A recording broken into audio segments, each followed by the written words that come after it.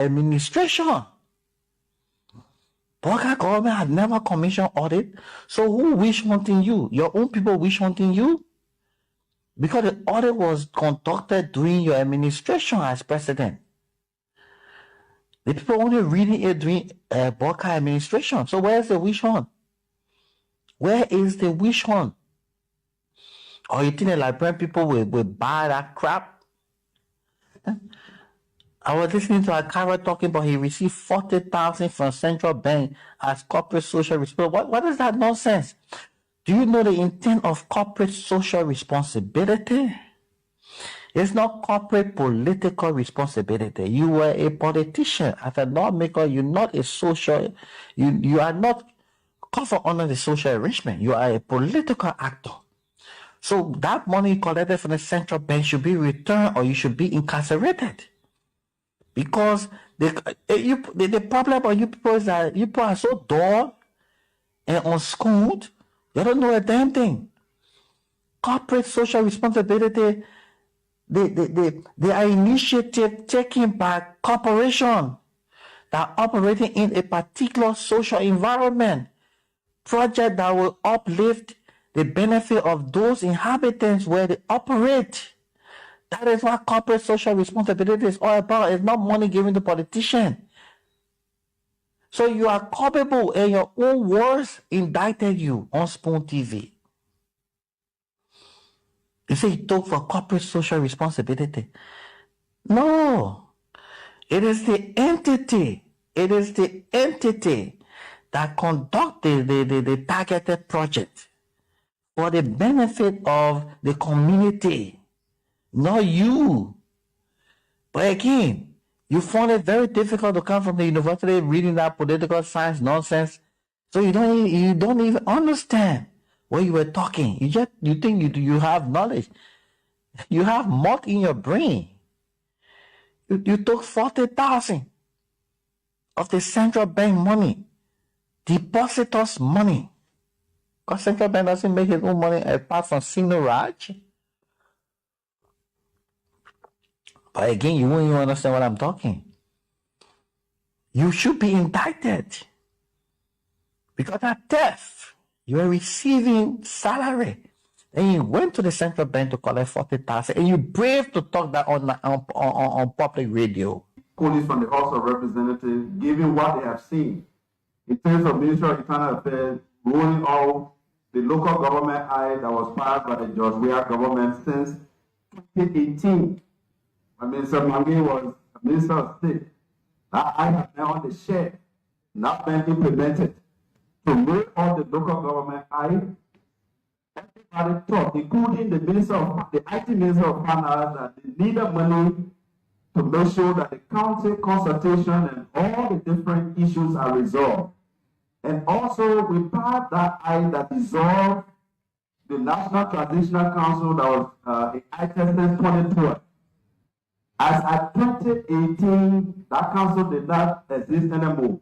The Honorable Minister Mange's PVC government, they funded that act. Let me be clear, he's specific on Minister of Internal Affairs. Let me tell you. These are national things that go on.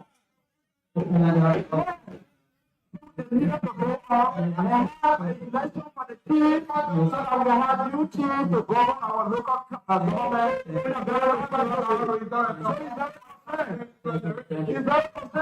These are things that they didn't do. Many people here to serve the Liberian people. Anybody who comes with any agenda, be there. But when we find you, we're not going back to the person who recommended you. It is about time that we know that we're serving the people of this country. It's about time that this is 170 years that the people are suffering. Yet to serve them. I'm not afraid of anybody. God will protect us. So you come to the cabinet, you come with a hidden agenda to do the same thing that you think needs to happen. With adequate information, just like the way we are going to come behind people once we can identify and help show in order to lead. And when you lead, care who asks you to come back. And I just want to say to people in Liberia, we are a tolerant group of people. I remember by now, under President Weah, there were at least 3 demonstrations that had already happened, obstructed flow of traffic, and all of that. Did we send police there with 500 rounds of lethal and non-lethal weapons? No. We allow people, because that's a democratic right. Today, if the CDC decides to have a demonstration or a protest, it is our constitutional right. We are giving a 24-hour ultimatum. There was a caveat as well for you. After we have given a 24-hour ultimatum, that was the caveat. I believe the police will be all right. I can guarantee you that the police will be all right. They don't tell the headquarters. I keep telling you. So if the police will leave. If the police do not leave, I don't believe that they will not. So what measure are you going to use to ensure that they leave from here? What measure are you going to use to ensure they leave? It's a month that the police will leave. It's a month. No, the police cannot involve the headquarters. What measure are you going to use to ensure that they leave from here? Involve the entrance. That was not a choice. On our grade, what measure are you going to use to ensure they leave from here? One hand is causing to. Okay.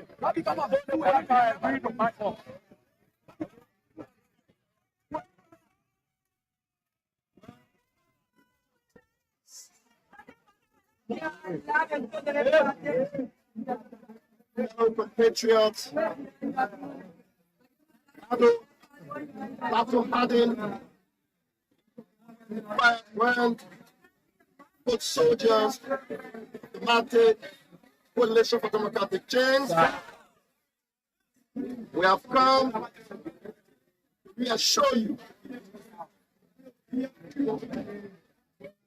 leadership of the Democratic Congress of Democratic Change, under the matchless stewardship of the Excellency Dr. George Weah, will continue to stand up in ensuring your safety is definitely secure. To quickly send homage to those innocent souls that lost their life today.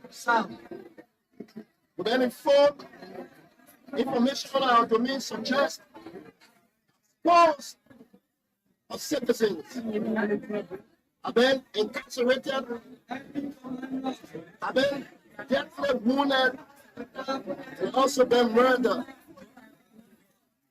We have dispatched a delegation to ascertain full details surrounding those individuals. We want to say to you, on behalf of our party, its leadership, the CDC, an institution, far advanced, destroyed the 21 years uninterrupted peace of our country. Nobody can show you in terms of credential and action more than what the CDC have done over the period of time to sustain and maintain this peace. Be not mistaken that the CDC is not weakness. We have come to say categorically clear. Tomorrow, there's an emergency meeting that we will declare to boycott. After our meeting, we instruct our citizens in 2 dimensions to avail themselves so that boycott can murder them. Today, what transpired here? What transpired here? It will be the first and the last. We keep allowing so that the world can know, categorically clear. The vision being well for this country. We are in opposition, we maintain the peace. We are in government, we maintain the peace. Honor the United Party regime that people were murdered here. We want to say for the 1 or 2 You want to say to one or two, you were successful 2 decades ago. You murder our people right here. And today, Barker have rewarded you. We are aware that you have arms to protect yourself. But we are very close our party headquarters. We understand there is a planned invasion tonight. Let the police be aware. We will see here tonight. Of Nigerians, they will tell you, yes, we like him because he. As such, I want to use that platform to really push the government, but also civil society in the direction I think is in best interest for America, but also for Liberia. And let me just elaborate quickly on that. I feel like, or I think that, a key component to Liberia's evolution, and we talked about it just briefly in the last answer. You have a country here that is still facing challenges. Corruption is a huge one, and I can talk about that. But we need to move from a partnership based on, frankly, a dependency, right? We talked about the assistance trap, if I could put it that way. All of the money that we've invested in Liberia since 2003, $5 billion U.S. assistance since 2003, it has been money well spent, in my opinion, because of what it has accomplished. Liberia is a much different place than it was in 2003. It's stable, it's peaceful. Those things cannot be taken for granted. But as I said, we need to move to a partnership based on assistance to one based on investment and foreign investment. And to get there, what do you need? You need the conditions where investors want to come and put their money into Liberia. That hinges on having infrastructure, of course, but also transparent rule of law. That's corruption. So absolutely, corruption remains a huge challenge and a huge priority. Where I'm at right now and where the U.S. government is at, we are supportive of this Bolokai administration's efforts to address corruption. Of course, we always have in our quote-unquote toolbox the sanctions, which is something that the previous ambassador utilized. Where we want to go is we want to help the government itself police itself, if that makes sense. We want to create the capacity and encourage the capacity and capability for this government to address corruption within its own ranks, as well as civil society. And I think those elements are there. Yeah, I used.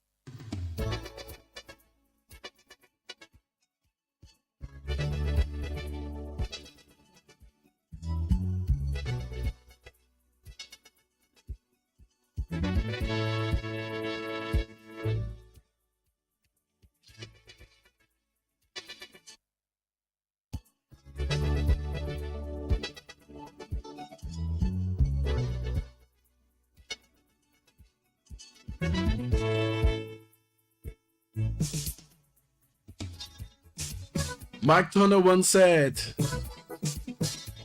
in the midst of corruption,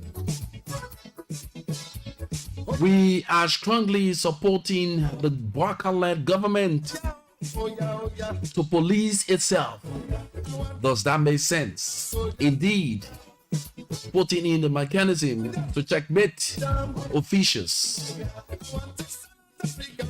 Good morning. All thanks to the Almighty who have spared our life to see another day. It is not our right, it's a privilege for all of us who are alive to be counted amongst the living. If you ever had that at the back of your mind, thinking that your being alive is because of your handsomeness or your beauty, your being alive is because of your wealth, or something that you think that you are depending on, you are mistaken, and you need to repent.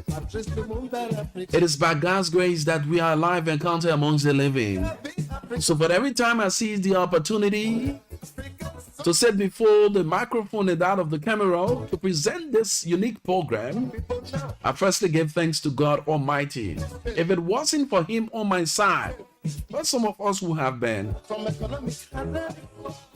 The ups and downs the negative plans. But God deliver us all. I'm not worthy to call on his name, but he is faithful to fail.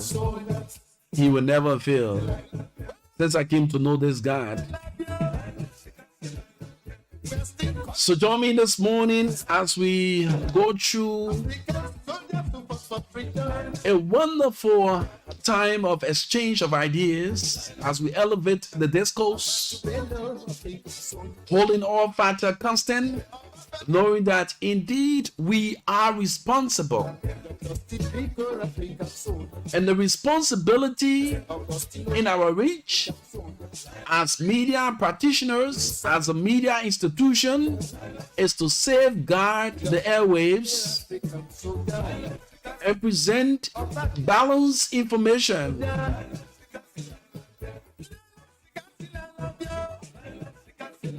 Inasmuch we hold the public trust, our stewardship to national discourse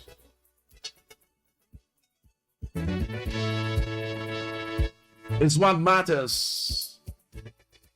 The civility of the airwaves matters a lot. So this morning, as usual, the flight schedules from the Rabos International Airport,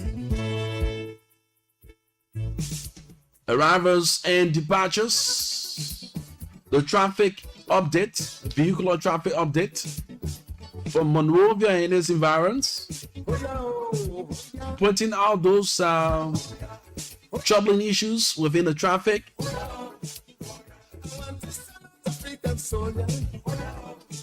giving you the detours and hotspots relating to our vehicular traffic movement. All these are packaged, including trending issues. Specifically this morning, consciously we're going to be speaking on the issue that was raised by the U.S. Ambassador Mike Turner.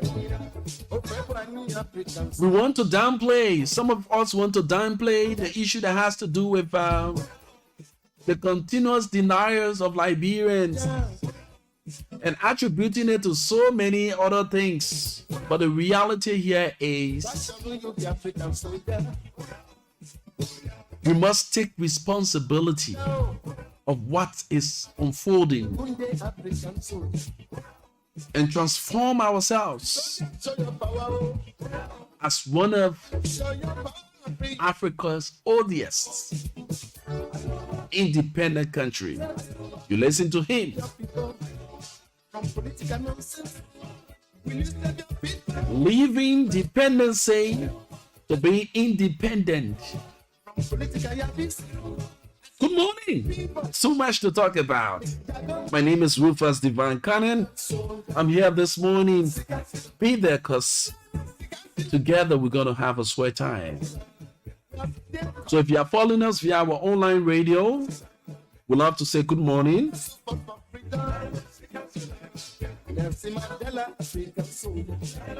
If you are joining us via our online TV, Love TV Live, good morning to you. Thanks so much, Cherio Seger. We're going to check that and make sure that it's possible and clearer. A bounce of our team when we come back. We gave you the flight schedules, commercials, and the traffic update. Welcome to the program.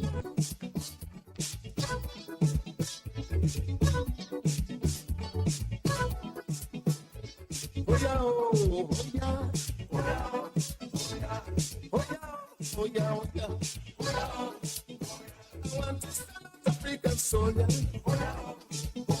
African soldier, super for freedom. I want to stand out African soldier now.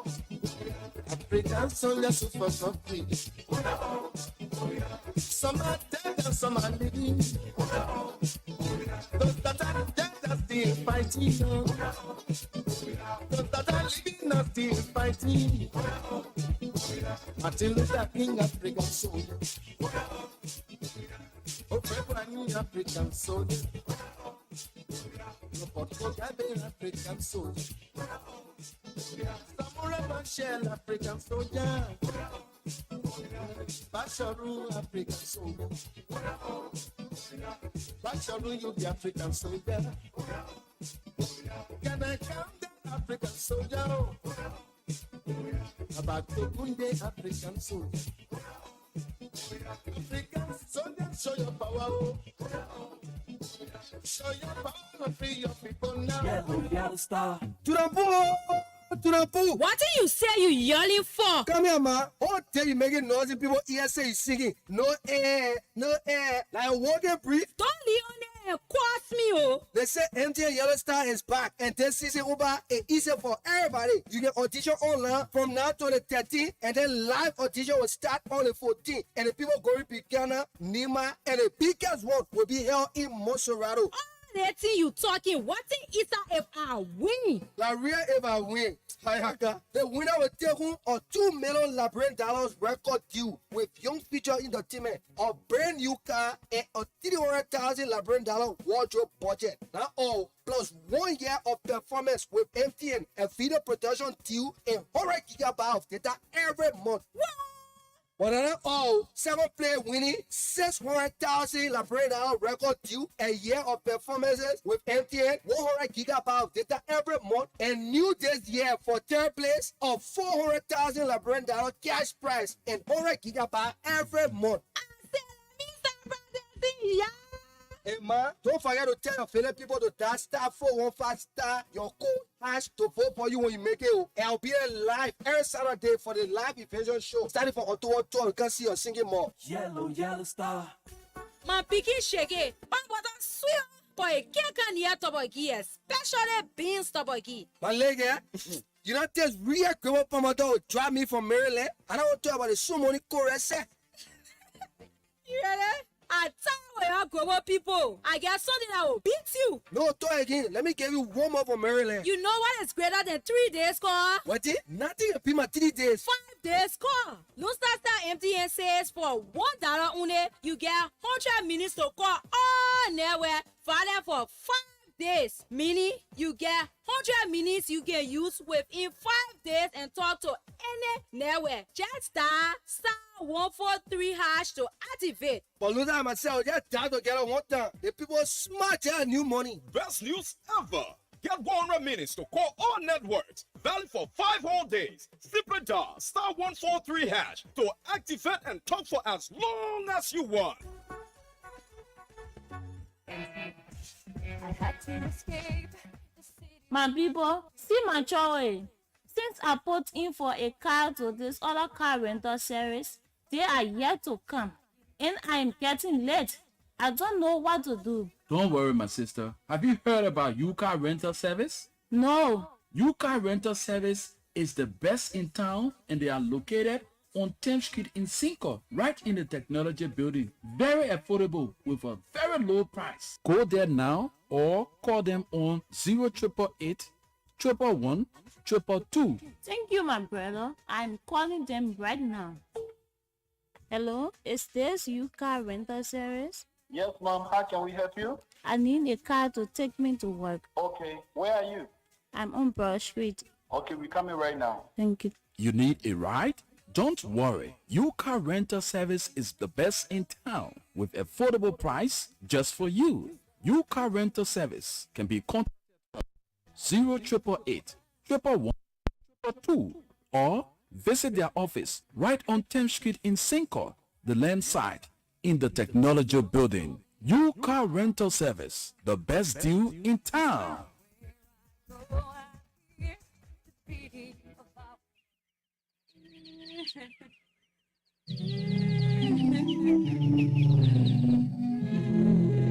Don't cry, Mama Liberia. All is not lost. God is on your side. Oh, Mama Liberia, sweet land of liberty, I know how it feels in the hands of some of your heartless children. Are you aware that your real enemies are your children themselves? In pretense, they hail you by saying, "You are the sweet land of liberty, filled with great natural resources." Yes, indeed, you are, Mama, a land that we cannot be deported from. But in reality, when they are empowered, they leave you drowning in the pool of frustration and shame. As a mother, you never get tired of opening your arms that are filled with love and compassion for all. As the saying goes, there is no bare bush to throw a child. Mama, how long will you continue to endure abandonment and grief in the hands of these heartless children of yours who continues to feed on your breast milk by enriching themselves instead of creating an enabling environment for you and your other children who are referred to as masses? Is this not the same milk on which every child bearing the name Liberian should all be fed? Why only the evil ones are nourishing with greed and the masses are left on a tender toe in their own motherland? Mama, at your age and with all your natural resources, yet you are rated among the poorest countries.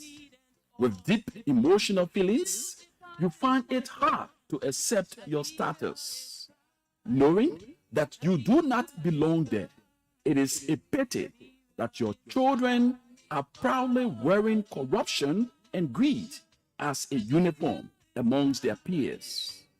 And when the few who believes in you speak against it, they becomes the threat and target of the society and is treated as enemy of the state. At your age, Mama, your children are embracing falsehood over truthfulness, suppressing morals and integrity, and embracing violence and dishonesty. I say to you, who are true sons and daughters of Mama Liberia, let us not get tired of saying the truth, because the truth will earn our mother's freedom one day from the hands of those that come and goes and feels they should not go empty from the positions the masses gave them to occupy. Oh, Mama, politics have blinded the eyes of your children and corrupt their minds. As the saying goes, until their minds are developed, their eyes will never appreciate the works of their hands. Leaders, Liberian leaders, where are the promises you made to the masses? Has the truth turned into a disaster because you keep exploiting this sweet land of liberty? Liberians, rise up and stop the complacency, because there are more questions than answers. Oh yes, there are more questions than answers. What a great way to say good morning and welcome to the Positive Show this morning, right here on Love FM 105.1. We transmit to you from 10th Street Cinco, right in the Technology Building, broadcasting information, education, entertainment, as well as spiritual guidance is what we provide here on our network. So you can advertise your goods and services with us. We have our online radio, loveradioonline.com. Simultaneously, as we are on our FM dial, we are running in time as well on our online radio. So if you pay for an advert on our radio, know that it is also carried on our online radio. That's one of the benefits you get. So you cut across the entire world. In as much you can log on to loveradioonline.com, you just get us in time. All right.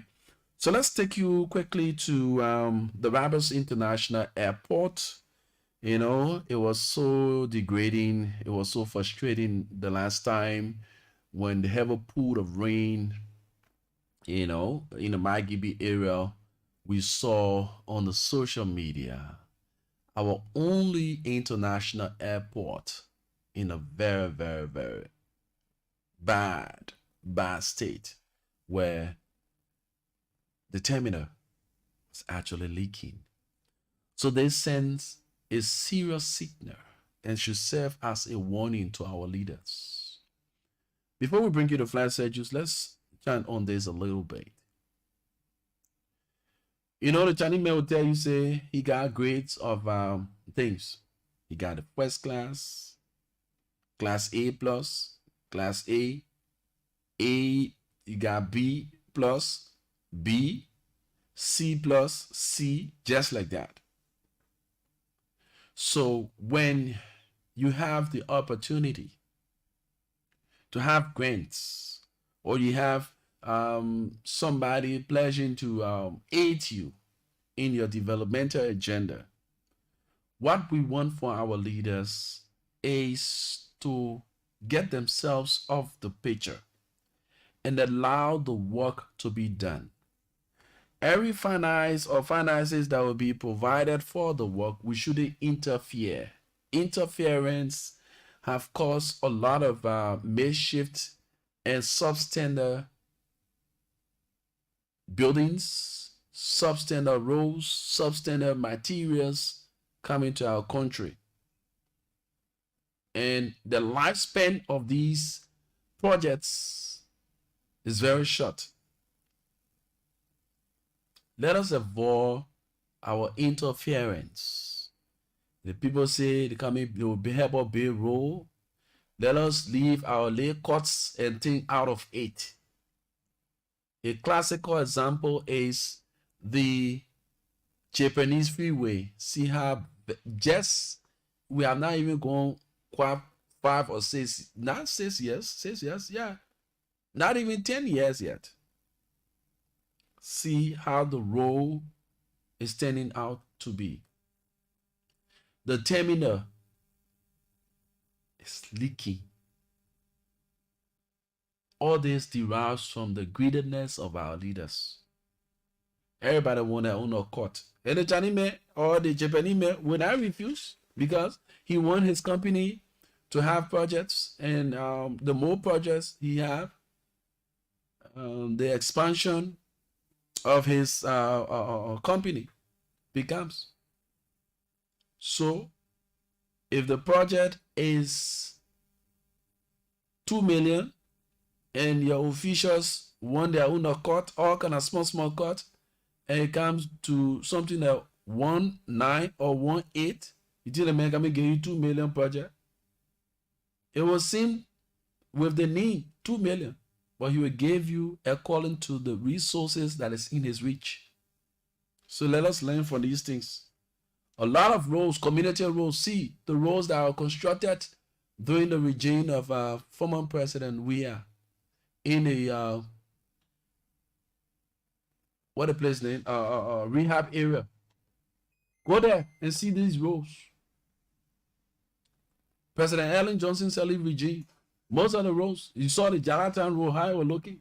They have to construct that road twice. This sends a serious signal to you that you need to distance yourself from these donations and these pledges by our foreign partners, so that they can give us durable projects, not substandard projects. With that being said, let us bring you the flight schedules from the Ribas International Airport. On today, the 8th of October, Air Cote d'Ivoire, flight HF 759, will arrive at the Ribas International Airport. Will arrive at the Ribas International Airport at 4:40 this afternoon. From Accra, that's Conakry. We move to our next flight, Aska Airlines, flight KP20. We arrive at the Ribas International Airport at 5:50 this evening from Accra, Ghana. And lastly, for arrivals, Brussels Airlines, flight SN245 from Freetown, Sierra Leone. We arrive at the Ribers International Airport at 7:20 this evening. We move on to departures from the Ribers International Airport. Air Cote d'Ivoire, flight HF759. We depart the Ribers International Airport at 5:20 for Abidjan. And lastly, for departures, SN Brussels, SN245. We depart the Ribers International Airport at 8:40 for Brussels. So that does it for the flight schedules from the Ribers International Airport. Let's take you through our vehicular traffic update. We gave you the hotspots, the detours, and the timing where we have congestion within our traffic or vehicular traffic movement. As we normally say, in the morning nowadays, you have the congestion in the traffic along the Tottenham Boulevard at 6:35, at most 7 o'clock. So if you are to be to school, most especially some of us who are providing knowledge to institutions and all the stuff like that, we encourage our students. Your class is 8 o'clock. What you need to do, prepare yourself as early as 5, 6 o'clock, you're already on the way. When you get around, maybe your school is on the LP or you are in Central Monrovia, before it is 7 o'clock, you've passed the traffic range. 7:30, 7:45, you're already on your campus. 8 o'clock, you're in class. But if you wait for day to break, 7 o'clock before you start dressing or you start taking bath, know that you're going to miss your class. And most of you do not have, even if you have your own vehicle, you will get in the traffic. So avoid these vehicular traffic congestions. Wake up as early, prepare yourself to get in time. It's better to be in time or ahead of time than to be late. That's one of the disciplines we don't have in this country. Oh, the thing at 7 o'clock, man, I'll be there. We will start. You have meetings or you have some kind of workshop or something, or your class. You should be there at most 7 o'clock. Then you wake up 6:30. When will you take bath? Prepare yourself before you get in the traffic. Traffic already feeling building up. You'll be late. And it's where we say, hurry, hurry, bus traffic. It's better to be in time or ahead of time than to be late. So if we can continue, if we can start to practice time consciousness, it will help us. Even some of us who are in the employ of institutions, we have this kind of bar working habits. Oh man, I'll be in that place. The time, be time conscious. Know that you are not only preparing yourself, or you are not only doing this thing for where you find yourself now. Know that there will come a time you have the opportunity to leave this country. Or even you have the opportunity to work to other institutions or foreign institutions within the country. They are time conscious. That's why most of us, we're facing serious problem when we go to other corporate areas or we go to other institutions that are so time conscious. We do not respect time. They say you come to meeting or you come to the event here at 3 o'clock. They will start getting ready by 2:30. When will you get there? If even you got your own car. So let us build that habit of being time conscious. All right? So in the morning hours, we experience the buildup and of traffic congestion along the Tottenham Boulevard at most 6:35, 6:45, 7 o'clock. That's where the vehicular traffic congestion starts. But from 5 all the way to 6:20, 6:25, sometimes 6:35, depending on the days. Mondays, don't try it. On Mondays, do not try it to wake up, or you be walking around until 6:35 before you get on the road. No. 6:35 Monday, Wednesdays. Monday, Tuesday, Wednesdays. 6:35 along the Tottenham Boulevard. You experience the build up in the traffic from that period of time. So Monday, Tuesday, Wednesdays, make sure to be as early. Leave your home by 5:45, 5 or 6 o'clock before you made up your mind. Maybe some of you do not have your own cars. You're going to stay on the road and wait for a car. All those things. Before you get a car, it already says 25, 6:30. Before you reach the Congo Town area or the Boulevard Junction, the traffic have already built up. Congestion already starts. All right? So avoid these things. In the afternoon hours, if you want to have safe passage, you want to have that free movement, do not get, or some of you, like government institutions, 4 o'clock they leave offices. So now, if you have nothing to do, you have nothing to do in town. If you are not working, or you just want to transact, you want on an errand, and you want to be home in time, 1, 2 at most, get on your way to go back if you are in the Pinsville area, because 3 o'clock the traffic congestion starts along the Tottenham Boulevard. So those are all key points that we thought to enlighten you on this morning. So we begin the vehicular traffic movement update. For those of you in the rehab area along the Roberts International Airport Highway, it is often said that we don't have much vehicular traffic congestion around there. But it will interest you to know, if you want to access Central Town by way of the Tottenham Boulevard, trust me, you have access. You can access areas that are going to take you and cut short some of the distances or the screens within the vehicular traffic movement. So when you get around the right to play around SKD there, you have 2 options. You either use by way of the SD Cooper Road, or you use the Peloton Road that are going to take you onto the Congo Town back road.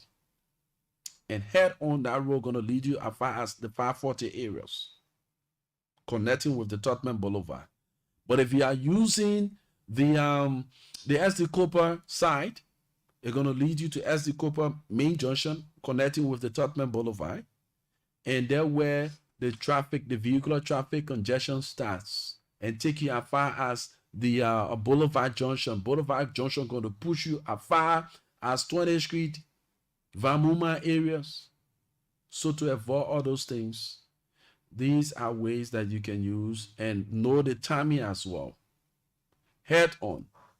We've come to realize that those of you in the Mount Barclay area, you on the Kakata Highway, coming from the highway areas, you want to have access to the Roberts International Airport Highway.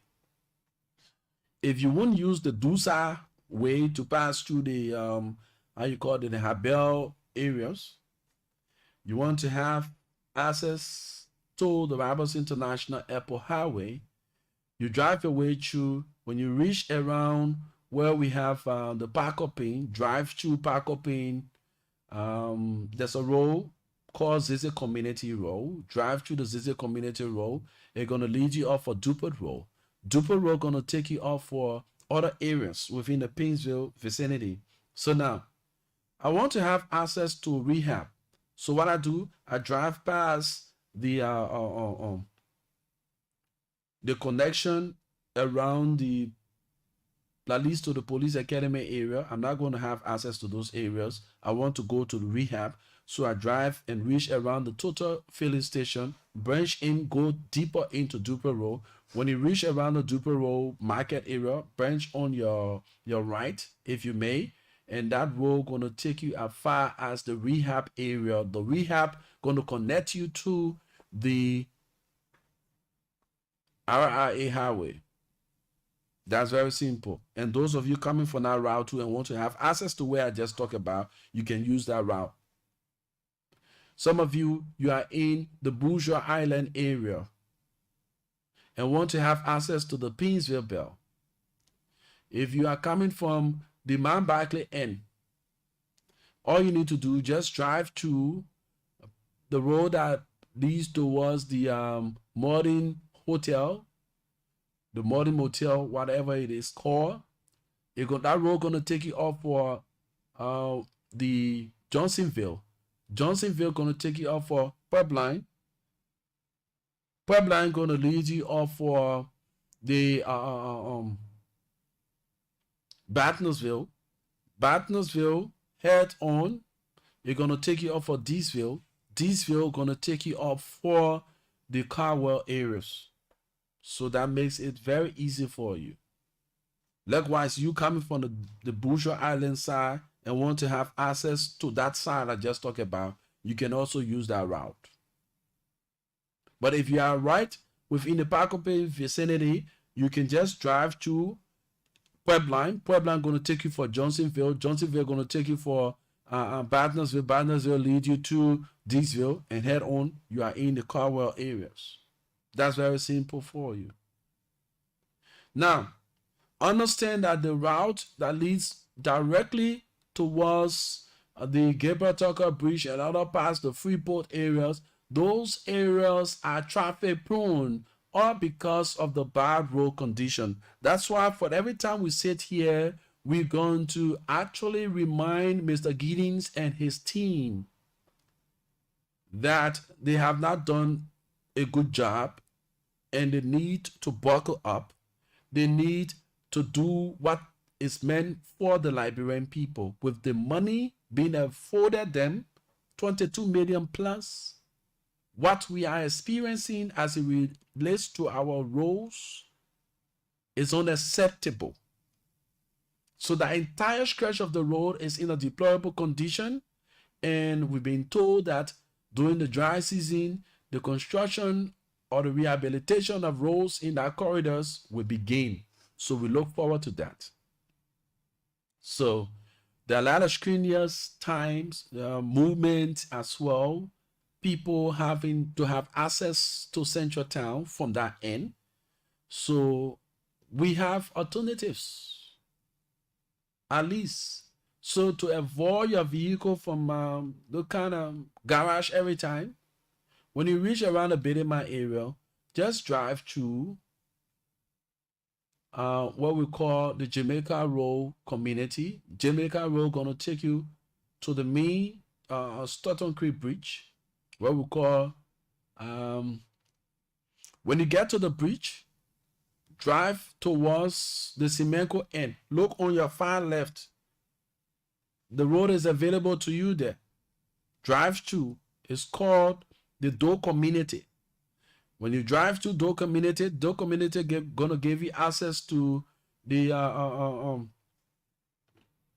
Claratown. And Claratown gonna give you access to the Vartown areas. Head on, you have passed all of the hurdles along the Freeport, the APRC corridors there. But the last time over the weekend, we drove to have a first-hand information concerning the road condition. It is so appalling. The Batnesville Road is in a very deplorable condition. Mr. Giddings, you are more of a harm than of good when it comes to your implementation. The maintenance of the road, Barnesville Road have joined the rest of the roads around here. It's in a very deplorable condition. That's why we talked about just a few minutes ago, the issue that has to do with roads and infrastructure. People coming to carry on road construction. We getting ourselves as government and government officials to put our hands in the project to get our cuts. And the Chinese mail or the Japanese mail will not give you durable stuff with the little meager resources. After you have taken yours, then you expect the man to give you durability? No. He will give you what the money can give him. Just in recent time, during the regime of President Weah, the Barnesville Road was constructed and paved. Go there now. From Barnesville Junction as far as the Town Hall Community Route is in a very deplorable condition. Least to say, the connection between Deesville and Barnesville, the road between Barnesville and that of New Georgia, all those roads are now in a deplorable state. The New Georgia Road is another bad one. And all these roads were constructed within 2 to 3 years time ago. Why are we experiencing the kind of deplorable state of these kinds of roads that were constructed? Because our people have gotten themselves involved into the whole hempy poor package. Give me my own cut have given us what we have now. Let us avoid the cuts and let us get durable roads. Not every year we will put money in a budget to construct the CO road year in, year out. There's a need that you people be selfless for once. Selfless for once. And let the durable constructions and the durable works that are going to take us for years. Some of us were not even born when the Bamagila Road was constructed. The road that leads to Cape Mount. Now, as old as we are now, we still see, though it have reached some state that the road is in a deplorable state, but let us understand that road, some of us were not even born, that road was constructed and it's still strong and moving. But now the substandard quota and the putting around the crush rag, you can't even see it fitting in the mixture of the quota. So quota. So at the end of the day, when it rains and the erosion takes over the quota, the water and the sand is left on the quota, the heavy moving vehicles touch based on those sand, it deepens the quota, it splits, and at the end of the day, it creates these potholes that we now experience. So if the crush rate was more and the quota is not that much, we will understand that the road, the durable state of the road. See the Bamagila road, that particular road I'm talking about. You can see how strong it is. The layers of the road. You see the layers of the road. But now, see the kind of thing that they're putting around. Just a few days we were talking about the Japanese freeway. That road is in a deplorable state now. Lot of potholes on the road now. We are not even going 10 years. If I say 8 years. But the roads are all deplorable. Because our involvement, government won't accord. The other minister won't accord. They will announce the project. So rich. They got a skit on Facebook where this minister, we have this state-of-the-art road that will be presented. Way, everybody clap. So this is the money that was procured for the construction of the state-of-the-art road after the people left that meeting. Before the money could reach the hands of the engineer, the other minister told it, the other director told it, the other B-man told it. Chicken change left in the hands of the one who contracted the project. How can he operate? How can he give durable project? He had to dig hole to cover hole. That's what's happening in our country. And this must stop. This must stop. So with that being said, there are lots of areas that we've earmarked. This on the Second Boulevard Road. Another deplorable state that road is in. From the 72nd Market, from the 72nd Broad Street area, not the market area, as far as the curve branching up to the late Bati Yinswa resident, that entire corridor is in a deplorable state. Mr. Giddens, you drive around, as I know you see these areas. How do you feel?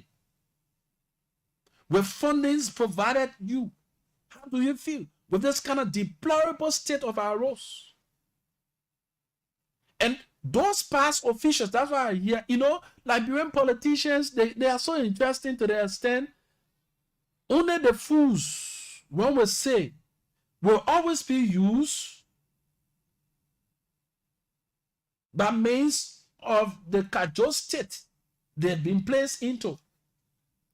But the wise will never fall prey to this kind of chicaneries or whatever they may term it as.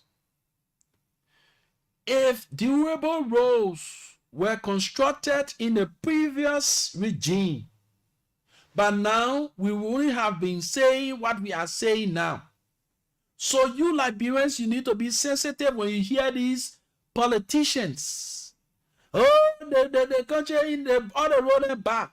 Did you construct a durable road? That's the question. Let us ask ourselves. If you want to run with the cheap politics, what did you do when you had the opportunity to serve the Liberian people? Did you provide for them quality or you gave them quantity? You did not produce the quality.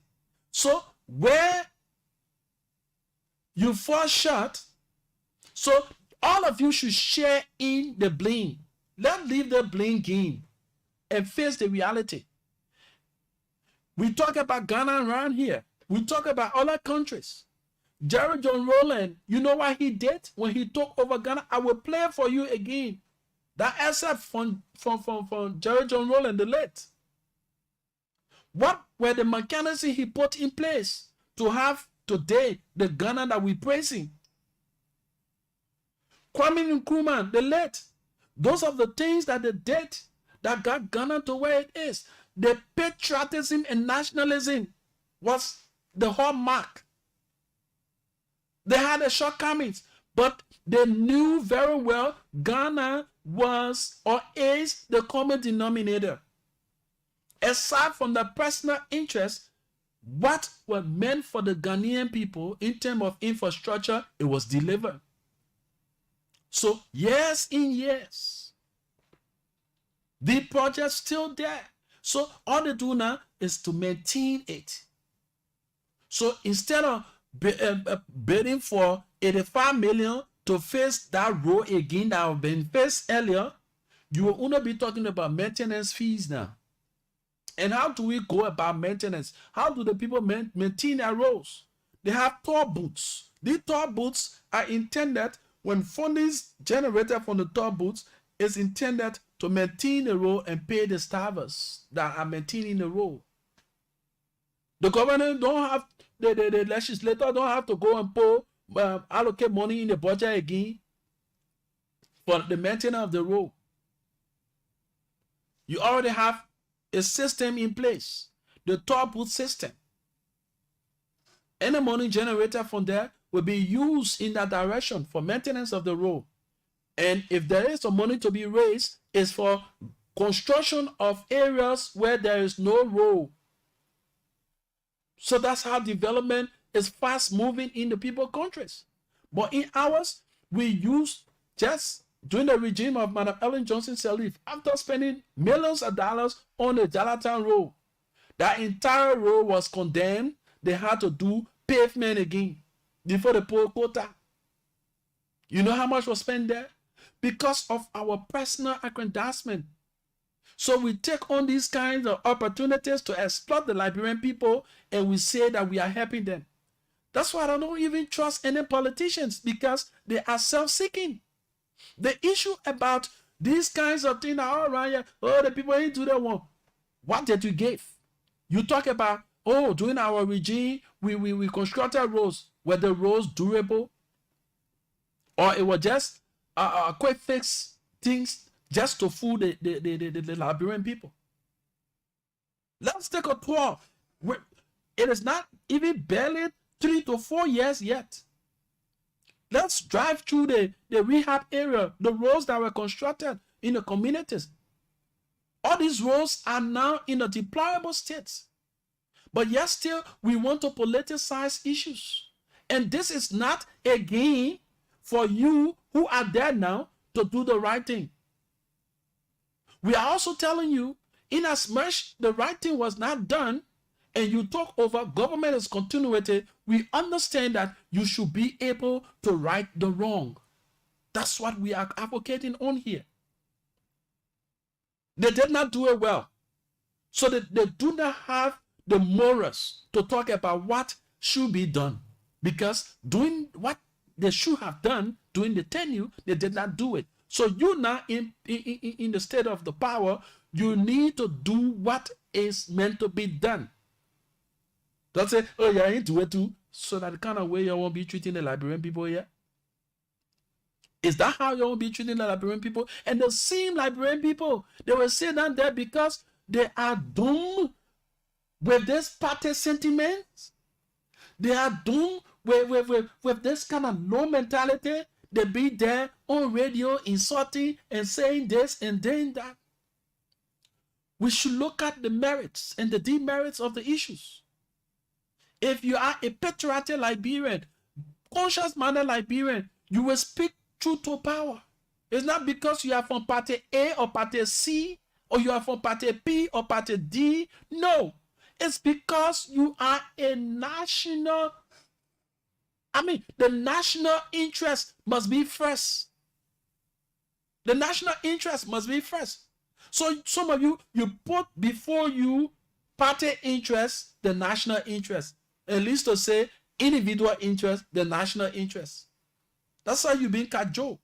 The living standard. Some of us who pass around here, we chanting slogans. We hear defending politicians. Ask yourself, at your age, is this where you should be? Is this what you should be doing? Where is the empowerment? When they were all around here with the opportunities, did they look your way? They did not.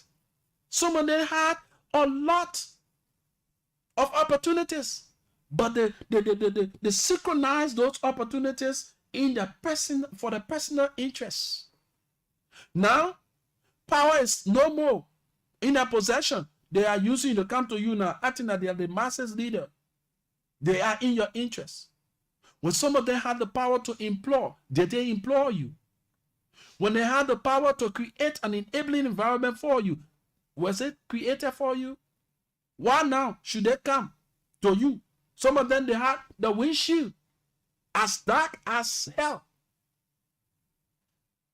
Now, they can go to entertainment centers with you now. They can go to the cocoa shop with you because they want to use you because you have that limited mind. So the people in their interest were speaking on their behalf. That's why some of the advocates around here, I don't even dignify the advocacy, because the advocacy at the end of the day, it borders on their self-interest. It's no disrespect to my friend and brother. We have come to realize that most of these advocates, most of them, their interest is self-seeking. When you follow the trend of their activities, they are selective in their approach of advocacy. When they cannot get from you, they get to publish and they get to say things about you to bring you to the public glare in a negative fashion. They are very creative, calculative. So if you're not wise, you think they are in your interest. No, they are not in your interest. I listened to Mr. Molu talking about government issues. Yes, he spoke very, his speech was very profound. But guess what? He was part of a regime that did things against the Liberian people. Amidst those challenging moments, we know there were prospects and gains. But in the time of the challenging moments, things that should have been done, did you speak about it? What was your action? You know that you are in the interest of the Liberian people. You had the opportunity, you had the option to have resigned because you do not want to be mentioned or you do not want to be seen as someone who was in bed with the bad governance. You should have resigned within the milk estate. While the milk and honey was so flowing, you should have resigned. But you waited when the people faced all the power and you resigned. Then now you are speaking. It makes no sense. Thank you for speaking out. Yes, opening the eyes of Liberians. But it is for your personal gain. It is not in the interest of the Liberian people. I can say it here, I can say it there, I can say it anywhere. It is not in the interest of the Liberian people. Anyone who should have done the good for the Liberian people and did not do, and now they are advocating. It is not based on the interest of the people. It is based on the personal interest so that the people be cajoled and gave them power again. That's just all about that. So with that being said, we're going to take our commercial commitment. When we come back, we'll go to our talking point this morning. We're going to be looking at the issue raised by the U.S. ambassador credited to Liberia. It is so interesting, and it borders on morals and integrity. We're also going to be looking deep into our Press Union of Liberia issue. Yeah, the Press Union of Liberia. We're going to be looking into that as well. We cannot be here criticizing people or checkmating people, and our house is divided itself. That is sycophancy. If you just joined us, this is The Positive Show, right here on Love FM 105.1, and I'm Rufus Divine Cannon. Let's get our commercial commitment to be read by. Don't go away. My begin shege, bangwada suya, boy, keka niya tobogi, especially beans tobogi. My leg, you know, this real girl Pomodoro will drive me from Maryland. I don't want to talk about the so many chorus. Yeah, I tell you, grow people. I get something that will beat you. No, talk again. Let me give you one more from Maryland. You know what is greater than 3 days call? What it? Nothing can beat my 3 days. 5 days call. Luster Star MTN says for $1 only, you get 100 minutes to call all network valid for 5 days. Meaning you get 100 minutes you can use within 5 days and talk to any network. Just star 143 hash to activate. But look at myself, just time to get on one time. The people are smart, they have new money. Best news ever. Get 100 minutes to call all networks. Valid for 5 whole days. Simply dial star 143 hash to activate and talk for as long as you want. MTN. I had to escape. My people, see my joy. Since I put in for a car to this other car rental service, they are yet to come, and I am getting late. I don't know what to do. Don't worry, my sister. Have you heard about U-Car Rental Service? No. U-Car Rental Service is the best in town, and they are located on 10th Street in Cinco, right in the technology building. Very affordable with a very low price. Go there now or call them on 0888 111 222. Thank you, my brother. I'm calling them right now. Hello, is this U-Car Rental Service? Yes, ma'am. How can we help you? I need a car to take me to work. Okay. Where are you? I'm on Broad Street. Okay, we're coming right now. Thank you. You need a ride? Don't worry. U-Car Rental Service is the best in town with affordable price just for you. U-Car Rental Service can be contacted on 0888 111 222 or Visit their office right on 10th Street in Cinco, the land side, in the Technology Building. U-Car Rental Service, the best deal in town.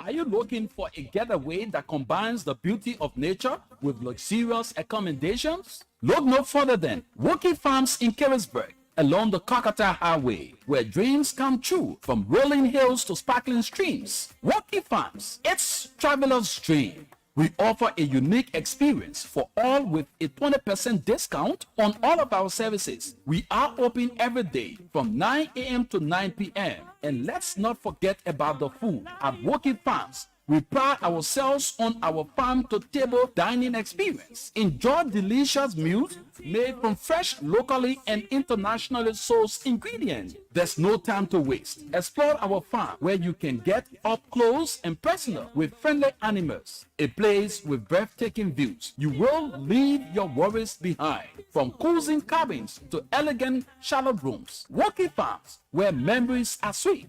Whether you are seeking a peaceful retreat or an adventure-filled vacation, we have live band days and every Sunday. So why wait? Plan your vacation or outing with Woki Farms in Carisburg along the Kakata Highway and experience the beauty of nature. Indulge in luxury and create memories for lifetime. For reservation, call us on 0881 248401. From sunrise to sunset, every moment is grand at Woki Farms because we are the ultimate wonderland.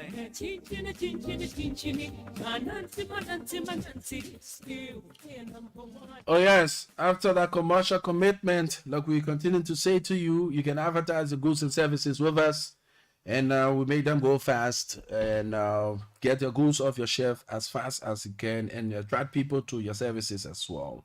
So we understand that the American ambassador had a conversation, an interview on state radio with my esteemed colleague, Vavli Kamara. And there were lots of things said by the ambassador. And that's the reality. We must be real to ourselves. We are allies to America, but our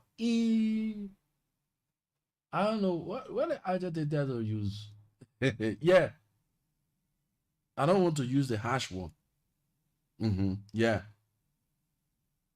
Our posture towards our partners, opportunity afforded us to go visit the people country.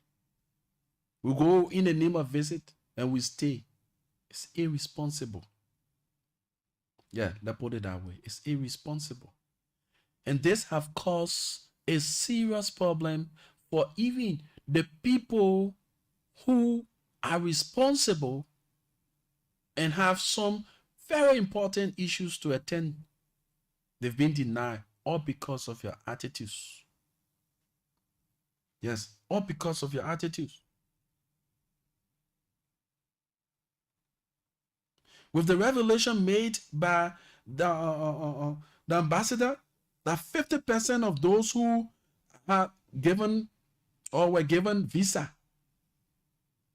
to visit, maybe going on a tourist visit or going to a conference, have not returned. They have not returned. So this amounting to 80% of the people who have gotten to go to the United States and have not returned. And you, the important people with your important issues, you've been denied all because of the attitude, the irresponsible attitude of our fellow brothers and sisters who live from here. But that is not just only it. Let us look at the environment created. You know, the people have a saying that says, if you do not want the cat to eat the fish, let not the fish smell. In other words, if our government, yes, If our government, the people we stood under the rain and the sun to elect, if they were not self-seeking, they were doing the things that are meant to be done, that are required of them, you and I will live better lives in this country. We will live a better life in this country. And we'll only have the time to go and visit because we want to have the experience of those countries. People who are there, if they tell you the opportunities are there, but the living condition is very tense. Everything you work for, you will see the money, but go beyond bills. That's why you see when our friends come here, they enjoy themselves to the letter. Because all of the things that they do here, they are not taxed. No tax benefit. They ride on our roads. They go to the entertainment centers, enjoy themselves. Some of them, they are not even paying taxes for their homes that they built here, that they got here. But on that side, they need not to tell you. There is a system put in place. Do we have system here? We say we have system, but there's no system. So if system were put in place and the right things were done, I'm here making, let's say for instance, if I'm here and making $800, and when they take all of the tax, the 10% or LRA tax, the other one, maybe my net salary will come out to something like, let's say 700, or let's say at most 6. I can do something more and better. But on that side, when they finish working, you get water bill, you get lead bill, you get telephone bill. Even the place you park in your car, you got to pay for all those things. So what is left with them? So they are only working is like hand to mouth. But you come here. You're making your $1,000. You can enjoy your $1,000. How many bills? Some of you are not even paying bills. As in taxes. So you're enjoying the facility because there's no system. The system is not working. If there is a system, but the system is not working. So you can live better life in your country when the environment is created. You listen, I will play the audio. You listen to the ambassador. He said it clean. Some of you who go there in the name of, oh yes, you want to seek greatness pasture. You turn out to be a nuisance to the society. You have become so problematic in the people country until they bucking you and bringing you back. But if our governments were actually setting the standards and creating an enabling environment for the citizens, people will only have interest to go to America just to go see the place and and come back. But they know that they are living better in their country. The ambassador said, yeah, we want people to remain here and develop their countries, especially the young people. Remain in your country, develop your country. You know what it means? It's a slap in the face. It tells you that you do not know what you even, as a citizen, you do not even know what you want. That you will go, because they can you say I'm going on church conference. You won't come back. Somebody say divine way. You say it happened to you, you now won't come back. No, I will come back. If you want to try, let's see. I will come back. And if I want to have a stay, I must go through the proper channel. System is put in place. In our country today, somebody can just come from car in the car truck. Today, they jump in our economy. They start working. They start selling in our markets.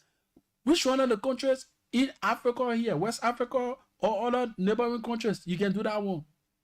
You can do it. But Liberia is so free.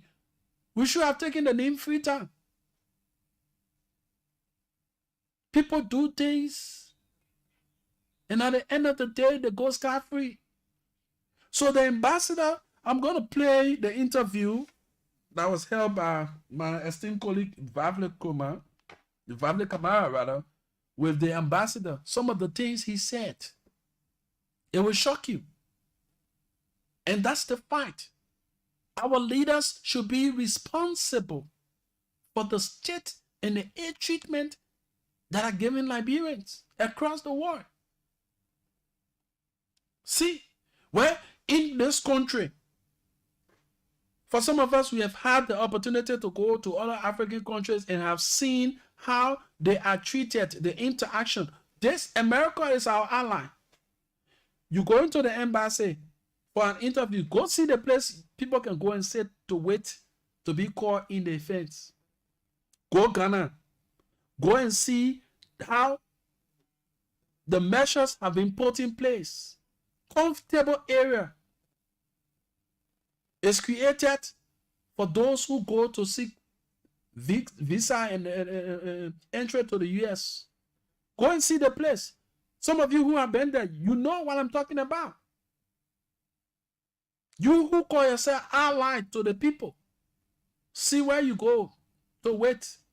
That makes, when it's raining, it becomes a serious problem. You find shelter in people's homes, and some of you will stay around there because you do not want to be left out. The rain can beat you, the sun can shower you, but you go Ghana, you see the environment that the people created for the Ghanaians. They are seated comfortably. They go for the interviews. They're not jittery and something, because the man is not from the sun. He's not from the rain. He's not wet. And there's no level of fear, because comfortably he or she was seated and waiting to be called. But you stay all in the, that alone is a sign of intimidation. You know why that is done to you? Because of the attitude of your leaders. They only seek their personal interests. They do not seek your interests as citizens. So we should understand some of the things that are done to us, it derives from our leaders. All right? So let's play you that interview. And when we come back, we'll open the lines so that you chant in on their own understanding what you grabbed from the ambassador when he spoke. All right? So thanks to Vavle Kamara and the State Radio for this essay. In the direction I think is in the best interest for America, but also for Liberia. And let me just elaborate quickly on that. I feel like, or I think that, a key component to Liberia's evolution, and we talked about it just briefly in the last answer. You have a country here that is still facing challenges. Corruption is a huge one, and I can talk about that. But we need to move from a partnership based on, frankly, a dependency. Right? We talked about the assistance trap, if I could put it that way. All of the money that we've invested in Liberia since 2003, $5 billion U.S. assistance since 2003, it has been money well spent, in my opinion, because of what it has accomplished. Liberia is a much different place than it was in 2003. It's stable, it's peaceful. Those things cannot be taken for granted. But as I said, we need to move to a partnership based on assistance to one based on investment and foreign investment. And to get there, what do you need? You need the conditions where investors want to come and put their money into Liberia. That hinges on having infrastructure, of course, but also transparent rule of law. That's corruption. So absolutely, corruption remains a huge challenge and a huge priority. Where I'm at right now and where the U.S. government is at, we are supportive of this Bolokai administration's efforts to address corruption. Of course, we always have in our quote-unquote toolbox the sanctions, which is something that the previous ambassador utilized. Where we want to go is we want to help the government itself police itself, if that makes sense. We want to create the capacity and encourage the capacity and capability for this government to address corruption within its own ranks, as well as civil society. And I think those elements are there. Yeah. Are you seeing semblance of that in this administration? Maybe it may be early. Are you seeing signs of the government being transparent and open to accountability and all that? Absolutely. I've met several times with, and we actually gave a small donation to the Liberian Anti-Corruption Commission. And I was really impressed by some of the work they're doing. They're running investigations. They're trying to bring cases to court. That's the pivotal part too. You can build a case, but you got to prosecute. So those are all challenges. I've had many long and good conversations with the Minister of Justice. I've talked to, some of the auditing commissions within the government, within the legislature rather. The problem is they're all under-resourced. That's key. The other problem is that they need to be able to prosecute cases that they build against either individuals or entities. So that's a key component. And then lastly, I'll say, I had a really good meeting a few weeks ago with some of the anti-corruption civil society groups. And again, they perform a really vital role in policing and holding government officials to account. But I'm encouraged. Yeah, in essence, your dealings with the government will be largely based on the conduct of the government itself. Yes, absolutely. But I think, at this point, certainly it's a new administration. I know it's been here for almost 8, 9, 10 months now. But administration that said, the president, I take him for his word in that he has made rooting out corruption a priority. And so, as the U.S. government, we're here to assist those efforts. Yeah. Ambassador, a recent report reveals that Liberia is ranked 4th on the U.S. Department of State's list of countries with the highest visa rejection rate for 2023-2024 period, with a rejection rate of 82%, talking about visa denial for Liberia. In the spirit of traditional allyship and brotherhood, that's counter traditional allyship, right? To have the country that you call your traditional ally that being denied a visa at that rate, staggering 82%. Yeah, shameful. Look, I'm glad you asked me the question because I can tell you that it's one we get asked about from the president to the foreign minister to the head of the Speaker of the House to the man in the street or the woman in the street. It is nothing, I'll put it this way, what we base that refusal rate on has nothing to do with some personal vendetta against Liberia. Why you didn't use the word denial but refusal? Well, refusal, because, so let me just explain a little bit. So of the Liberians who do travel to the United States on a tourist visa, fully 50% or a little bit more don't come back within the prescribed period. So whenever you walk in, or whenever you, enter into the United States, you get stamped your visa with a date that says you can be in the United States for this period. It's usually 3 months, but it depends. If you don't return within that 3-month period, then you become what we call an overstay, meaning you stayed over the prescribed period of your visa. That's a problem. That's reflected in how we look at Liberians and Liberia as a, when we interview Liberians coming in to apply for tourist visas,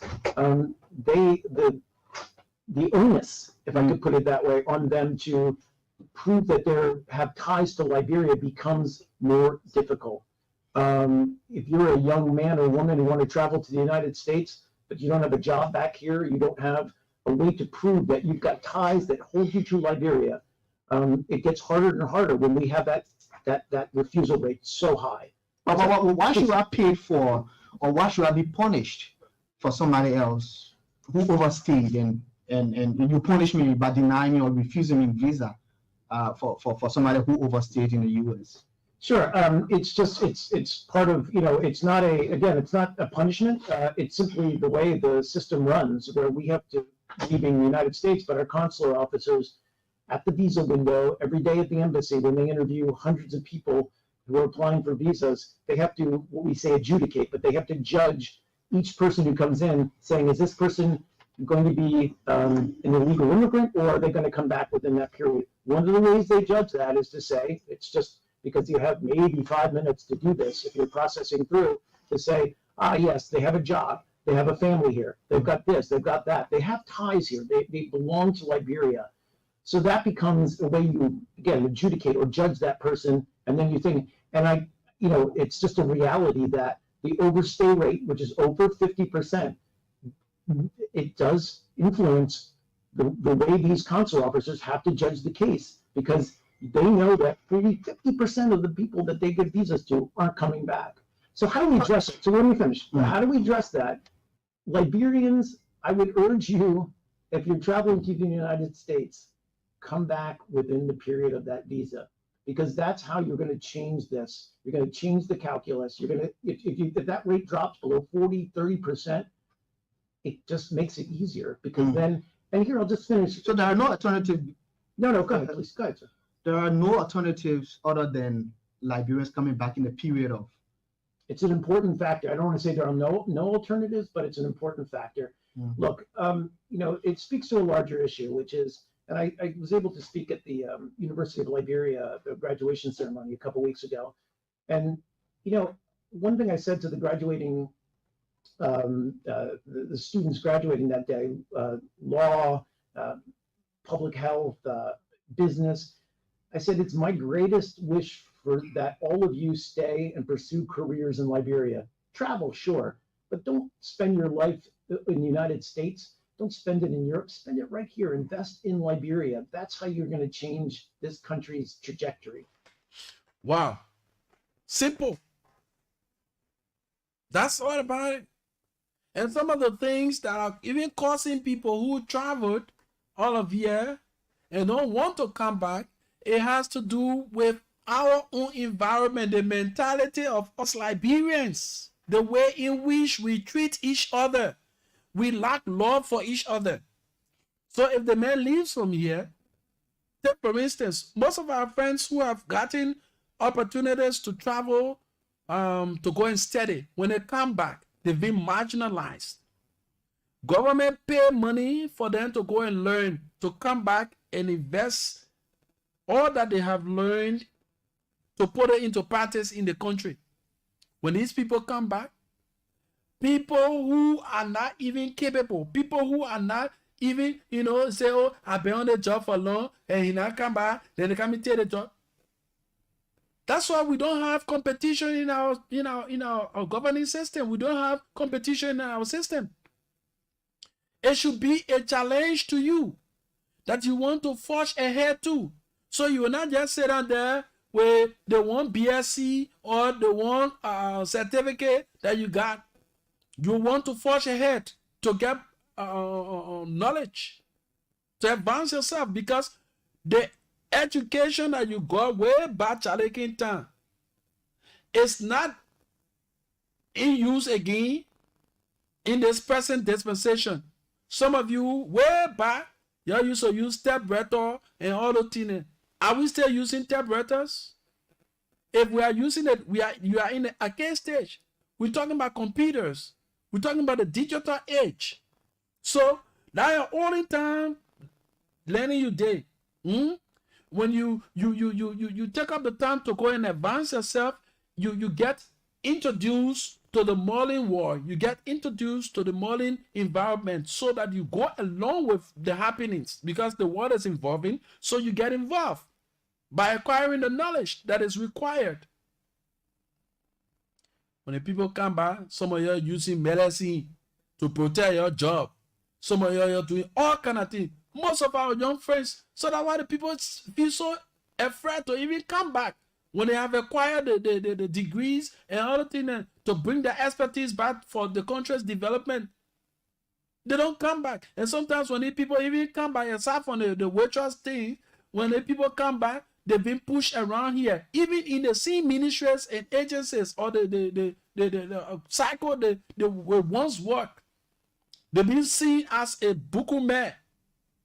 Nobody want to give them opportunity because we feel so, and I will not care, and I'm enjoying you coming for. Let's see if you will hear something. A lot of young people have died from this kind of envious act. So nobody want to come out, you go acquire knowledge outside and want to bring back that knowledge to the country for development. You get some group of people here, they feel that it is their grandfather and their mother's right. They are giving them that job, it's only for them. Nobody should take it. When you put a hand there, you will die. People, young, brilliant people, go outside, learn, come to the country. They cannot even, they die. Or because one old human being who don't want to improve himself or herself feel that it is their inheritance. How will the country develop? So the man, rather, when he get that opportunity to go, he remain there.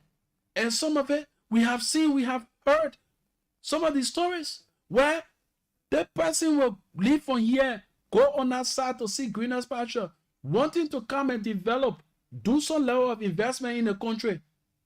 Their own family member then will kill them. People will envy them to the extent, boom, that person's life is cut short.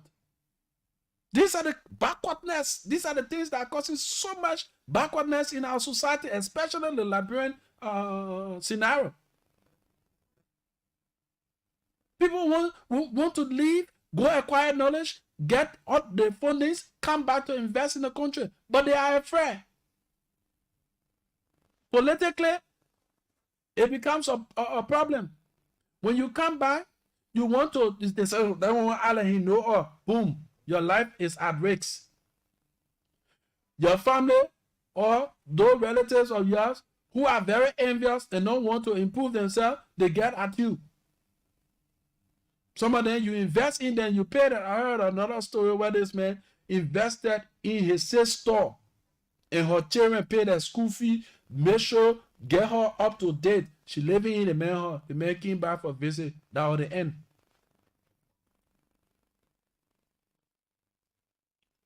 Or because after the man have furnished the place and do all the kind of necessary thing, she want to own the property now.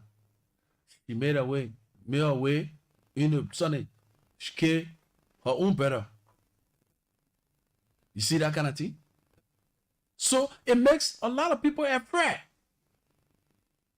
But this is not the issue. The issue here, we are talking about morals, we're talking about integrity. This is actually troubling a lot of our friends. What happened here the last time? The entertainment awards. A lot of our young friends left on here. When they went on that side, the EVD period came. So they extended their stay. After that, where are they now? Some of them they dead now. They don't come back. Oh, they won't come back, sir. So it makes it difficult for their friends now who have opportunity to go for this awards program and they can't go. A lot of them have been denied because the first batch of people that went there, they had opportunity for expansion. They got the expansion. They don't want to live up to the stuff they have gotten themselves in the people's society now. And their action is haunting other people who even mean well. They want to only go to do what they want to do and come back. These are the things. So we are saying to our leaders, lead well. Lead well. Let me play for you the speech of Jerry John Rowland. Then when I come back, we will open the line so that you can weigh in on these things that we are discussing this morning. This is the program, The Positive Show, and I'm Rufus Divine Cannon. I'm right here while you are there. And together we always say a team works supportive on this radio. So let's talk about these things. That's the reality. We must be sincere to ourselves.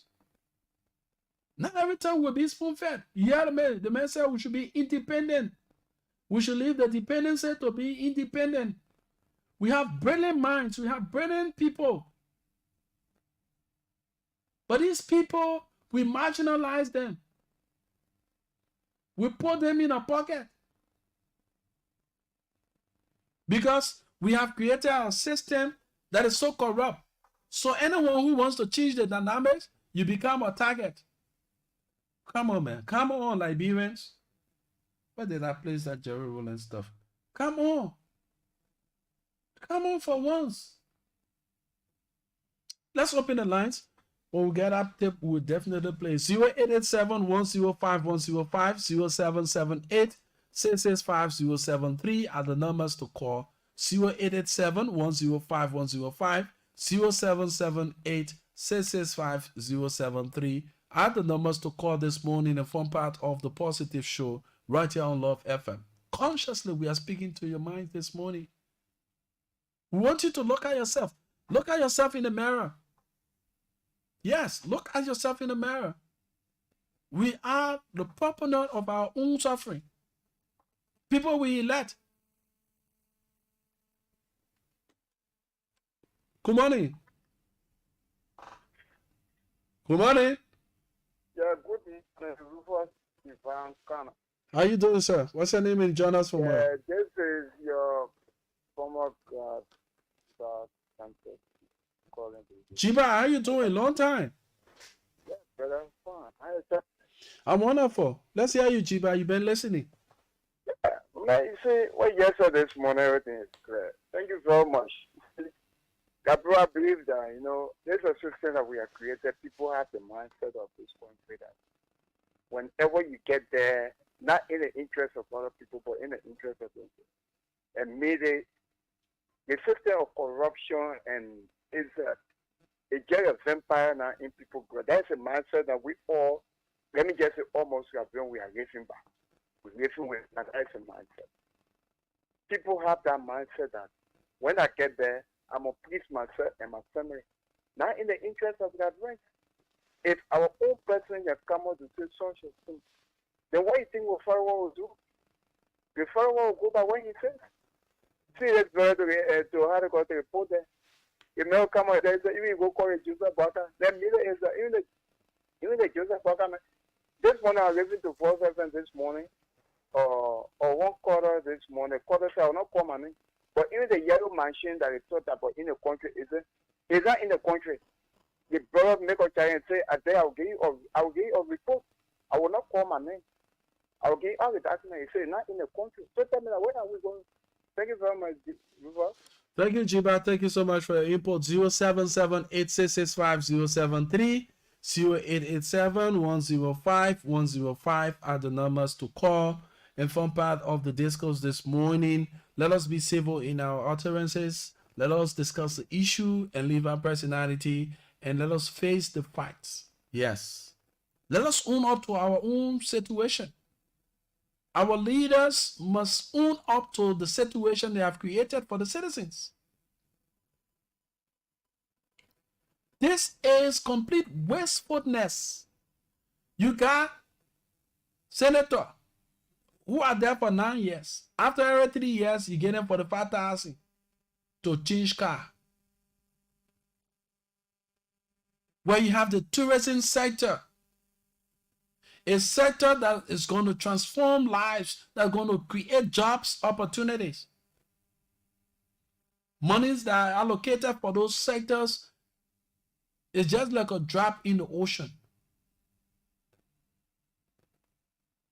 People enriching themselves on the expense of the ignorance of the Liberian people. And the same Liberian people, back of us, will sit down there and defend these people. That's why I continue to say, when the minds are developed, the eyes will appreciate the works of the hands. Because our minds are limited, so at the end of the day, based on our limitation, the people continue to rely on us. We need to open our eyes. Education is very important. Why do you think the people, they continue to take their children from here to go and acquire knowledge outside? Because in the outside world, there are a lot of eye-openers. And when their children come back, you will still be here chanting slogans. That's why when I see my brothers standing as militants and other one, defense for this one, defense for that one, I kind of laugh. At your age, you still for the defense for this one, for the other politician, the defense for the other party. While the people, children, that child You are defending his father when that child was at 10 years old. He took power and sent his child outside of here. His child is learning in a smooth and comfortable environment, getting all of the promotions. You still chanting battle cry. In the next 5 years, you're talking about that child graduating now. That child going to college. Another 4 years, that child outside. Sometimes they go even 3. That child outside. The next thing, 2 more years, that child going for master. He coming back now. His pa is at a retirement age now. His pa looking for somewhere to put him. So you must be chanting battle cry too. Where you sitting there as a young person. You not even get a 50 high school degree, certificate or diploma. But you feel pleased. I won't say we are the militant, we can't get tired. Where they use you and they abuse you. You sit down there, you defending them. Why the children are not here with them? Why the children not attending the see Tottenham High? The G.W. Gacy. You see any of the children in there?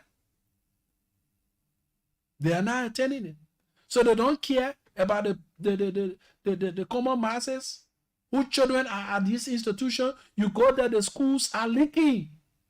The classrooms are not conducive for learning. They don't care. All they care about is to get money allocated to themselves. Healthcare delivery services, very poor. And let me use this time to actually appreciate the medical officer that was assigned at the Redemption Hospital. Oh, her name just slipped my mind. Madam, I want to use this medium to appreciate the level of work within the very short possible time you have stayed as the medical officer of Redemption Hospital. We've seen the level of transformation. That's what we call teamwork. You can now go to the Redemption Hospital and feel comfortable. This is what we call leadership. With the little micro resources allotted for the Redemption Hospital, go and see what is happening there now. So that tells you if these lawmakers and these officials of government were fully supporting these initiatives, we will have better healthcare delivery services. How much is in the health budget? But you go to Redemption now, you see the livelihood, you see the environment. You can compare it to advanced countries now. Madam, thank you. Thanks to you and your team for your able leadership ability. The maternity ward, go and see it. The place where before, when you go, when you're hanging yourself for than my brother, how you call it? May pick yourself. You're hanging yourself for and you won't pick it up. Because how filthy that place was. It was like a death trap for citizens. But you can go there now. Some of the patients don't even want to leave from the hospital now because of the comfort that is there. Our leaders, you gave him one man for the 5,000 to ride for 5,000 out of car. Where the health sector is struggling. Medication, nothing.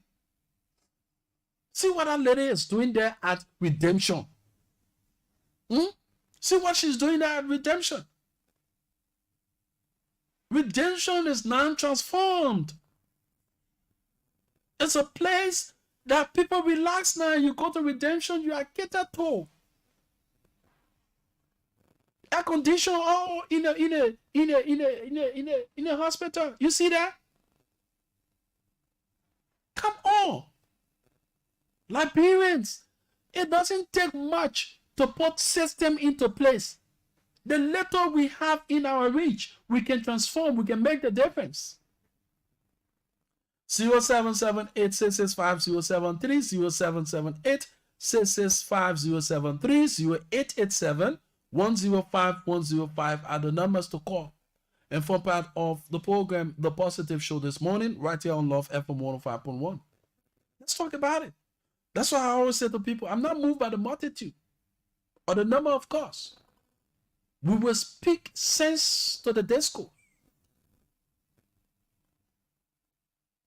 You know, if we were sitting here and reading insults and all that kind of stuff, we have barrage of cars. But the consciousness is the focus this morning. So you don't have people much. But we must use our time wisely.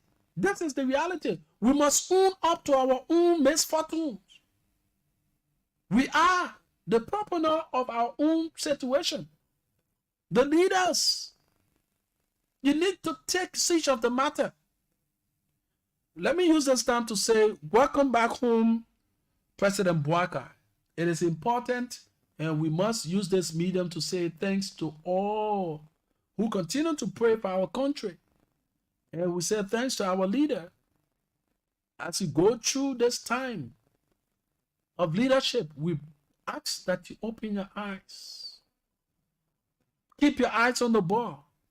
We know there will be detractors, distractions, but the Liberian people matters. Mr. President, you said in one of your meetings with your cabinet ministers, people who come to government with their personal aggrandizement, their personal plans, out of the plans for the Liberian people, you will take action against them. Still look forward to that action, Mr. President. Now that you have returned, thanks so much for representing the country and its people at that level. But what is mostly important at the moment is for you to take actions against those who are breaching the interests and the plan that you have for the Liberian people. Oh yeah. In the midst of it all, now I continue to say to people, amidst the challenges, there are prospects and gains. Let us own up to these things.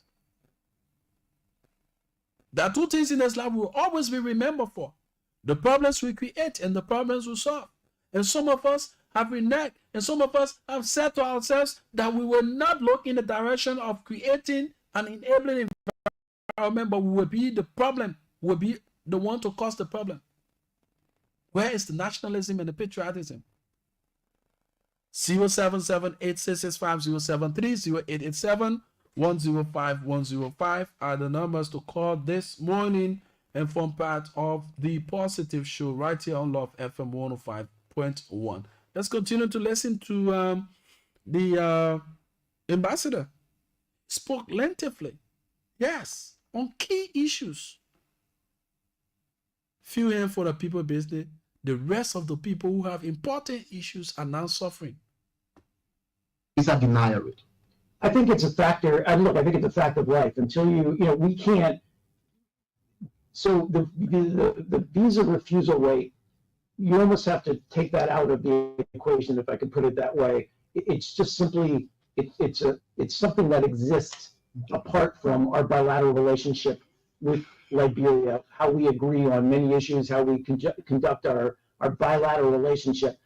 Consular affairs is simply different, and by that I mean it's a legal process. It's meant to control legal immigration to the United States, and you know that that's a big issue in the United States. It's a big issue for any country to control its borders, and that's always going to be separate. It has nothing to do with Liberians or Liberia on a personal basis. It has everything to do with our border control. Another thing again, where these people stand to get processed for visa, there's no proper facility, decent facility. You see rain, sunshine, there. Yeah.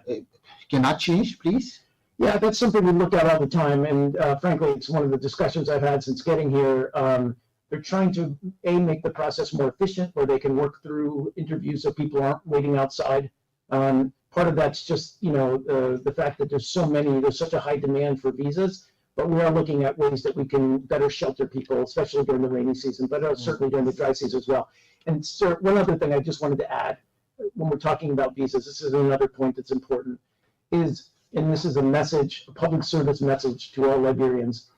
If someone says they can guarantee you a visa, an immigrant or non-immigrant visa, don't believe them. And what do I mean by that?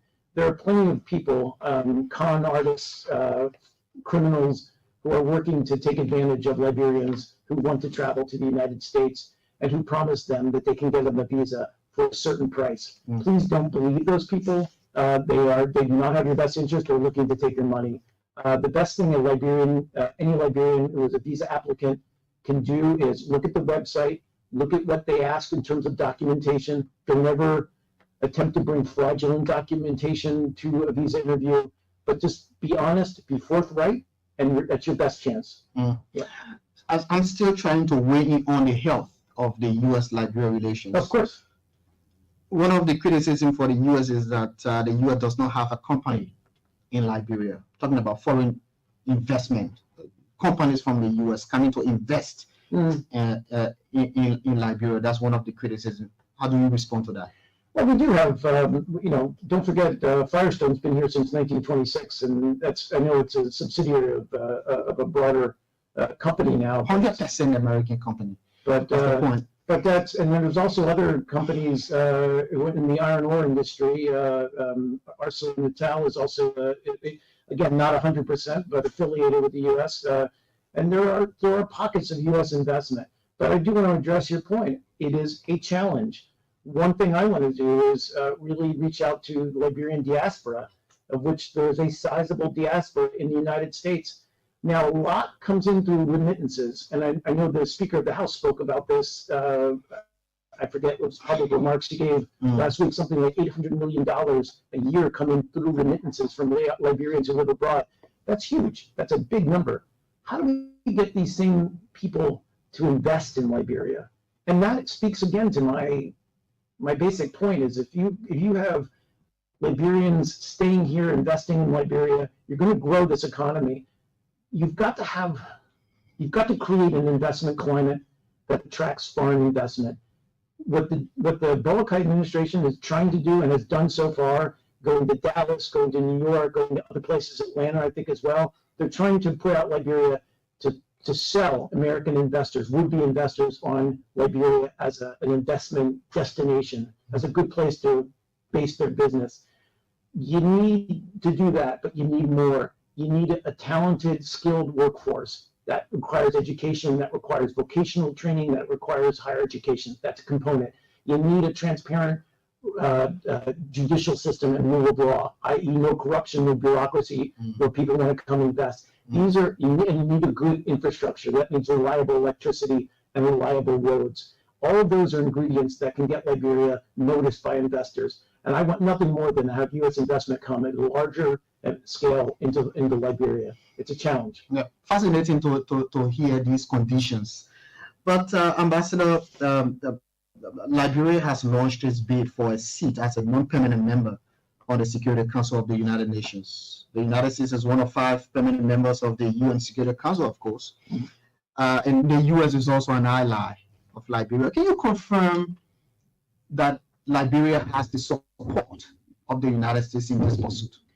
Well, let me just say that Liberia has, as you correctly noted, been a really strong partner and ally with the U.S., within the UN, and with in other capacities around the world in support for these global issues. We don't, as a rule, speak about the candidacy of other countries. It has nothing to do with Liberia. I would just say, Linda Thomas Greenfield, who is obviously many of you know, listeners know that she's a former ambassador to Liberia, but now sits on the UN as the U.S. ambassador to the UN, has spoken more broadly about the need for African countries to be part of the Security Council. And that's important, that Africa's voice needs to be on that council. We don't speak to specific candidacies. Why? We just don't as a rule, because it gets too complicated, because we can't be supportive of this country and not. If there's 2 countries, you can see how that could pose a problem. However, broadly speaking, of course, we're supportive of Liberia, and this speaks to a broader point.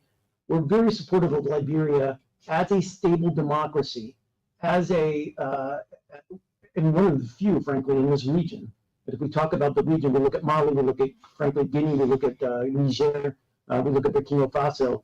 Liberia should be playing a broader regional and, frankly, global role, and so we're encouraged by that. You're encouraged by Liberia's move to launch its bid. Yes. How do we know that you support us? Through your actions? Yes, I think you can.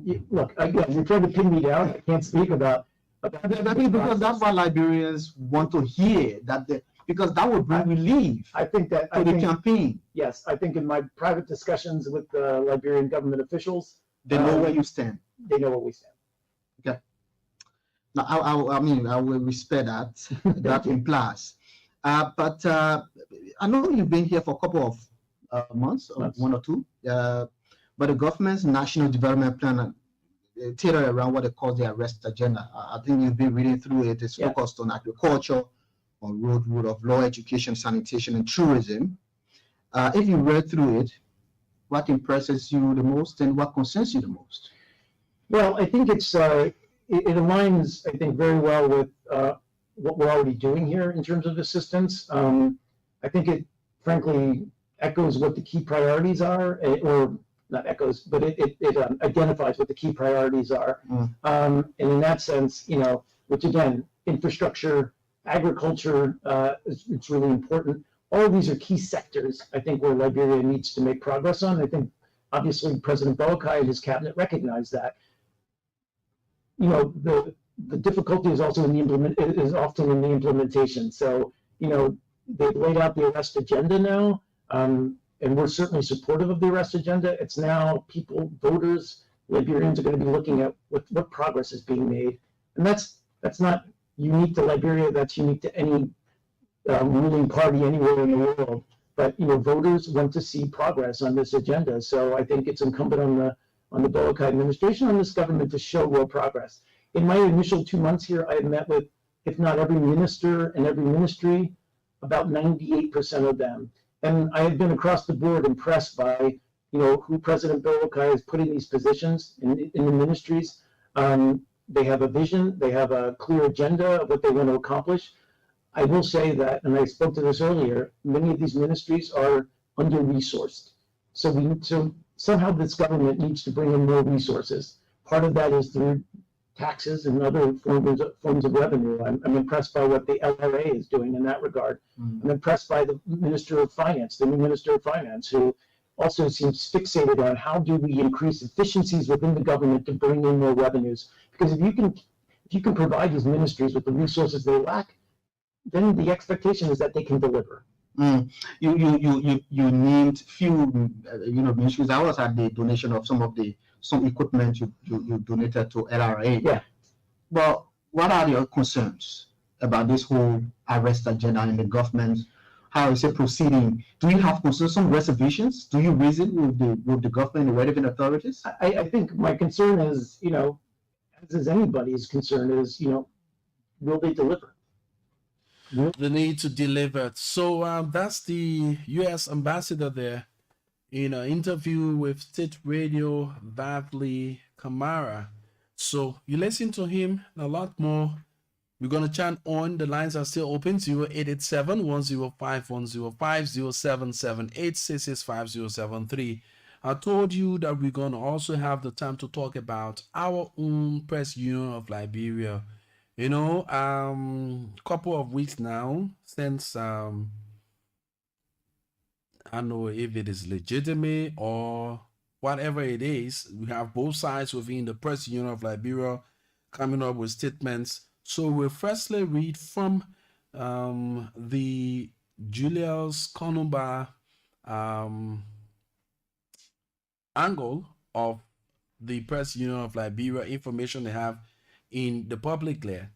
And there's a counter action or the counter out of the team unity as they are called. So let's get this information across.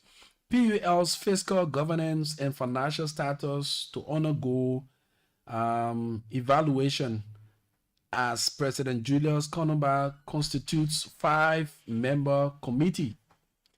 In compliance with the Constitution and good governance practices, the leadership of the Press Union of Liberia, the PUL, has constituted a 5-member committee mandated to undertake a full assessment of the current position of the union.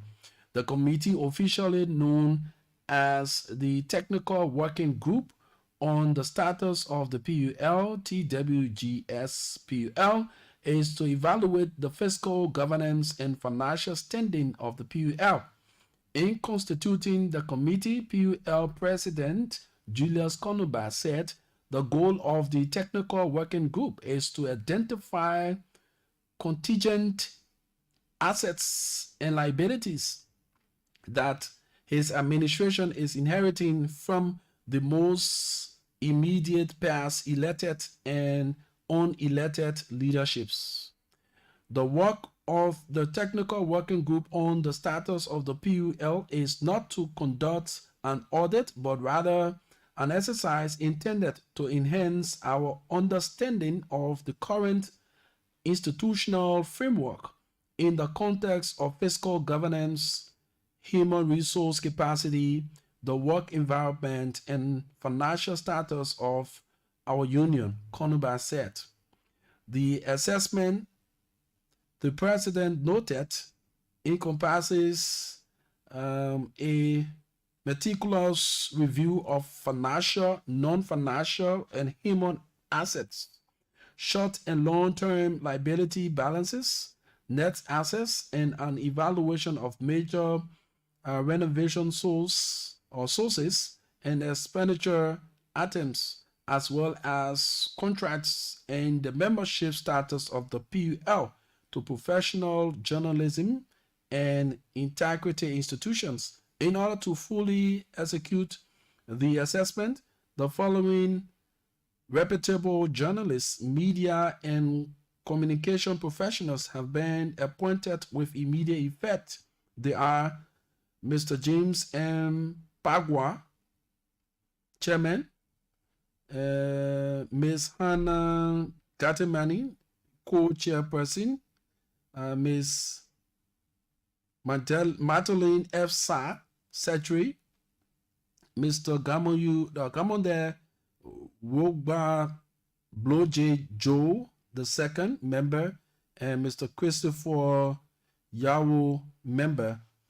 It says, in appointing the 5-member committee, PUL President Julius Konuba applaud them for wholeheartedly agreeing to undertake the task in the interest of the PUL and as a sign of restoring our union, stressing that the committee must at all times exercise independence and integrity in its work without interference. The PUL president is asking the full cooperation of all past officials, inclusive of the support staff, to allow the committee present a full picture of the current position of the PUL to the newly installed democratically elected leadership, and crucially, the membership. The Technical Working Group on the status of the PUL is to conduct an assessment and report to the PUL leadership within 2 weeks as of the date of the announcement and profile of each member of the Technical Working Group. Okay, so let's bring you the rebuttal and reaction of this from Team Unity. No, it's not easy. The watchdogs of the society are now being watched. The watchdogs of the society are now being watched. So let us get you a press statement from Team Unity. Oh, where's this thing? I just had it here just now. Oh my God.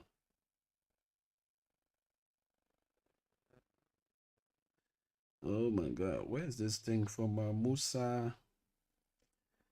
Oh, what is this thing? So interesting, so interesting. The Press Union of Liberia. Okay. Press release, Team Unity condemns the illegal setting up of a technical working group by Julius Konumba.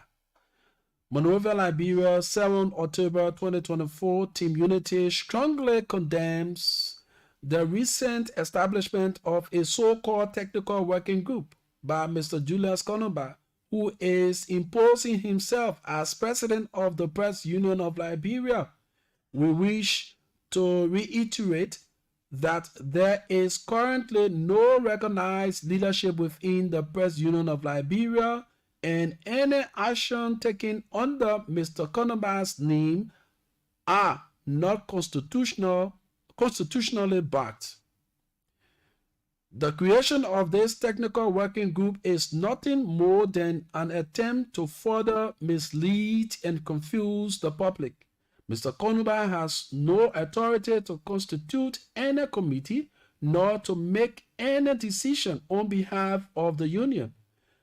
These moves are a blatant violation of the union's established governance protocol and undermines the integrity of our institution.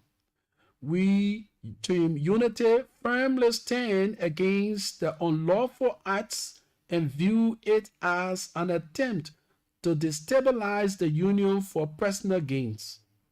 The Press Union of Liberia belongs to its members and must be governed by individuals duly elected through a legitimate democratic process, not by self-proclaimed leaders. We call on all PUL members and stakeholders to disregard this false leadership and any activity or decisions emanating from Mr. Konumba and his unauthorized group.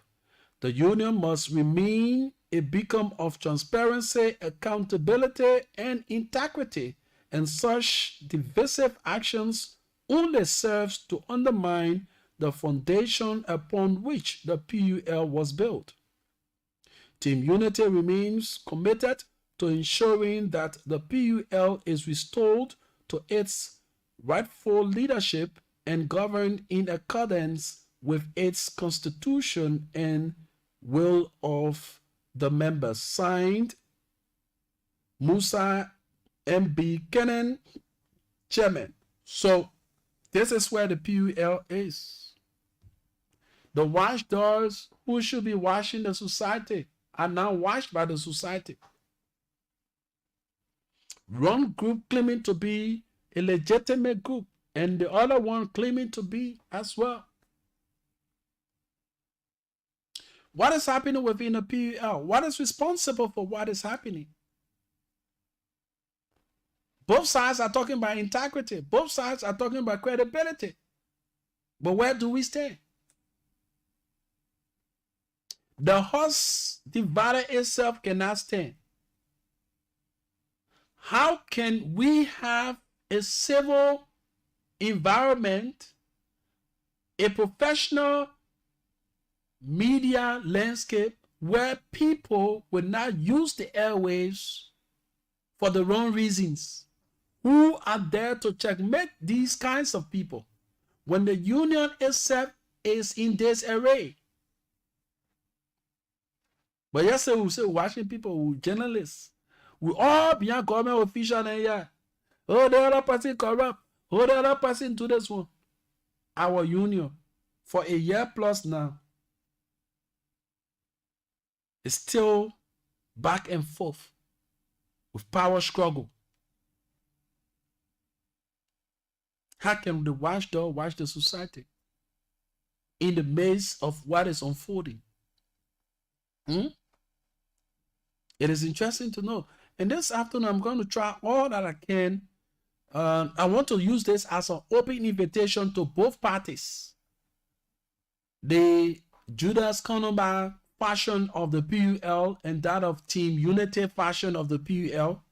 If you have the means, 2 o'clock, you can just phone me, and we have we meet here at 2 o'clock where we can discuss this whole issue that has to do with the Press Union of Liberia. One side claiming legitimacy and the other side claiming as well. So where is the public? We're there for the public to understand. So it's an open invitation to the both parties. We can have the time this afternoon at 2 on the afternoon conversation. So I want to send it out as an open invitation to the both parties. My number is available. My number is at the Press Union of Liberia, and some of you colleagues from both sides, you have my number. So let us have the time to sit here and tell the public what is really happening with our union. The word union. But I don't see unity. It is divided at the moment. And where is the integrity, the credibility of the union? So we can talk it this evening. We can have the time to talk this afternoon on the afternoon conversation, okay? But the lines are open. Some of you who want to weigh in on these issues, you listen to the ambassador of the U.S.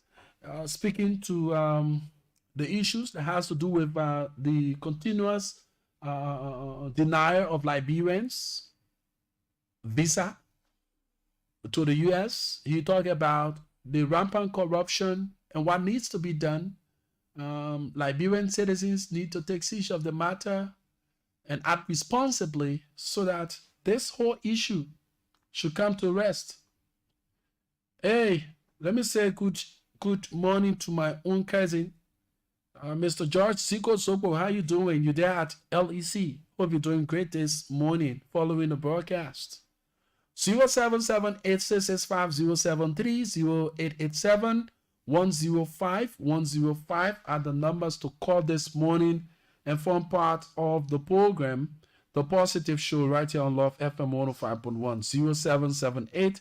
0778-665-073, 0887-105-105 are the numbers to call and form part of the program. Let's talk. You want to talk about the PUL?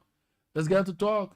You want to talk about the issue that has to do with the call and statement made by the U.S. ambassador to Liberia. Let's get to talk about these things that matters. 0778-665-073, 0887-105-105 are the numbers to call this morning. Let's have the time to talk about these things. They are very important. We talk about them. We find an amicable solution to these problems. Yes, let's get to talk, all right? The lines are open, 0778-665-073, 0887-105-105.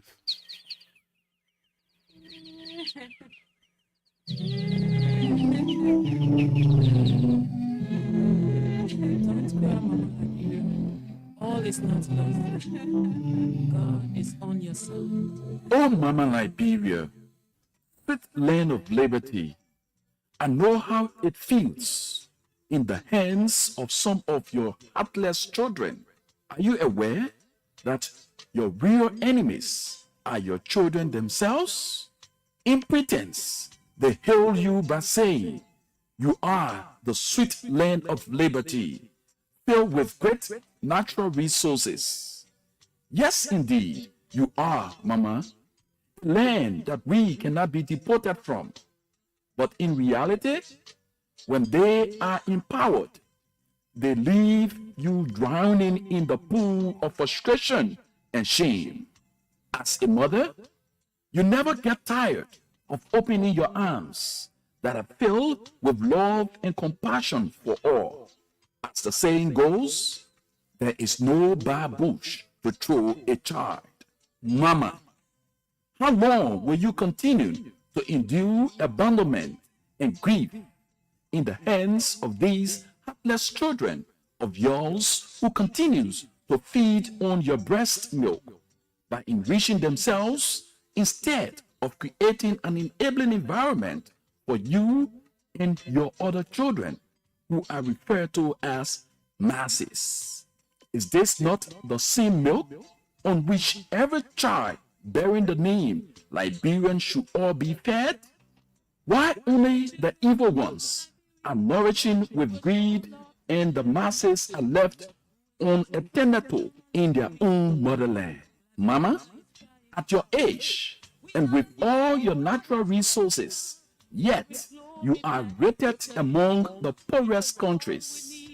With deep emotional feelings, you find it hard to accept your status. Knowing that you do not belong there, it is a pity that your children are proudly wearing corruption and greed as a uniform amongst their peers. And when the few who believes in you speak against it, they becomes the threat and target of the society and is treated as enemy of the state. At your age, Mama, your children are embracing falsehood over truthfulness, suppressing morals and integrity, and embracing violence and dishonesty. I say to you, who are true sons and daughters of Mama Liberia, let us not get tired of saying the truth, because the truth will earn our mother's freedom one day from the hands of those that come and goes and feels they should not go empty from the positions the masses gave them to occupy. Oh, Mama, politics have blinded the eyes of your children and corrupt their minds. As the saying goes, until their minds are developed, their eyes will never appreciate the works of their hands. Leaders, Liberian leaders, where are the promises you made to the masses? Has the truth turned into a disaster because you keep exploiting this sweet land of liberty? Liberians, rise up and stop the complacency, because there are more questions than answers.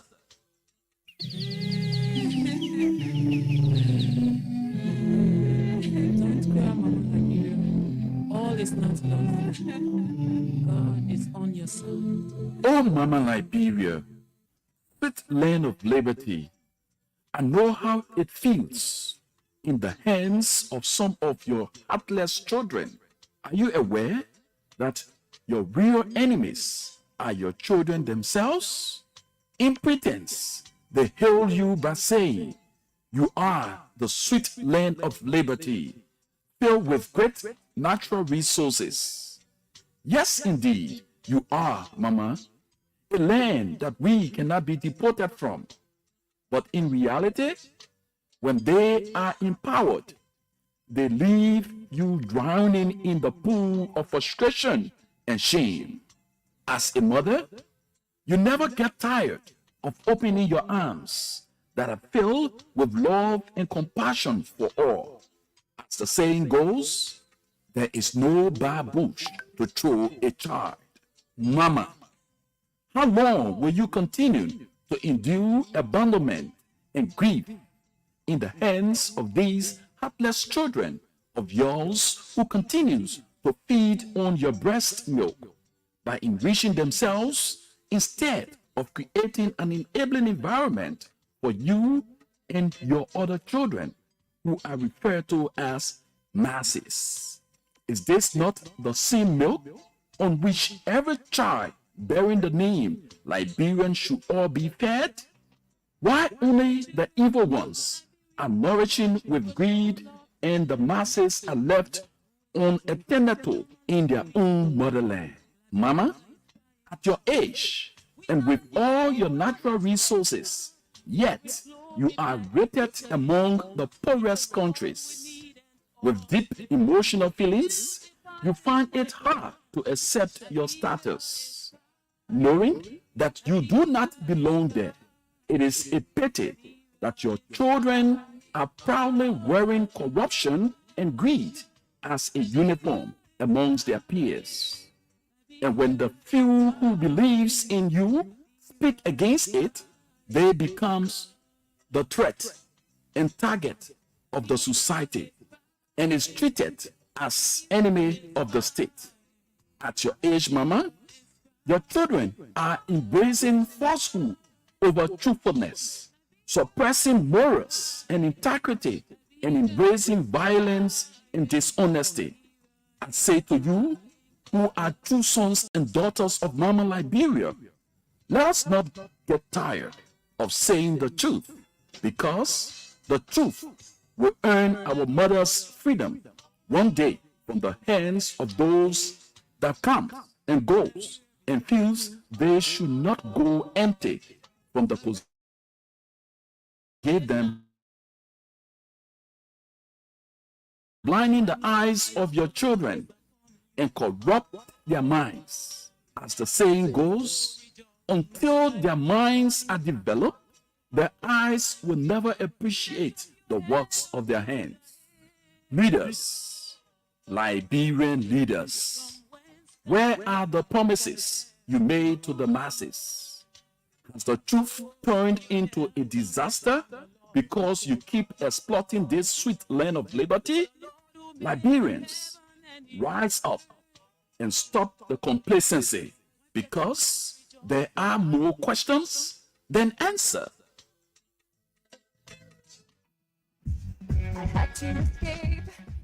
My people, see my choice. Since I put in for a car to this other car rental series, they are yet to come, and I'm getting late. I don't know what to do. Don't worry, my sister. Have you heard about UCar Rental Service? No. UCar Rental Service is the best in town, and they are located on 10th Street in Cinco, right in the technology building. Very affordable with a very low price. Go there now or call them on 0888 111 222. Thank you, my brother. I'm calling them right now. Hello, is this UCar Rental Service? Yes, ma'am. How can we help you? I need a car to take me to work. Okay. Where are you? I'm on Broad Street. Okay, we're coming right now. Thank you. You need a ride? Don't worry. UCar Rental Service is the best in town with affordable price just for you. UCar Rental Service can be contacted on 0888 111 222 or visit their office right on 10th Street in Cinco, the land site in the technology building. UCar Rental Service, the best deal in town. Well, on this note, this is how we love to wind down the curtains on today's edition of the program, The Positive Show. The invitation is yours to join us, God willing, on tomorrow when Martina Tuba and Fanfoma will be here to take you through. But better so you join me in, God willing, this afternoon when I will be here again on the afternoon conversation to talk about the Press Union of Liberia and the prevailing situation. So I want to use this medium to extend an open invitation to both sides, to talk about what is unfolding at the Press Union of Liberia. My name is Rufus Divine Cannon. I lead and not follow. First among equals, of course, I'm destined for greatness. Two things in this life will always be remembered for: the problems we create and the problems we solve. And we must take responsibility of two things in our lives: our fortune and that of our misfortune. Because in Union Councils as a show, with God above our rights to prove, we over all prevail. With hearts and hands, our country cause defending, we meet the full with valor unpretending. Have you and yours a pleasant and gala day for the rest of our broadcasts.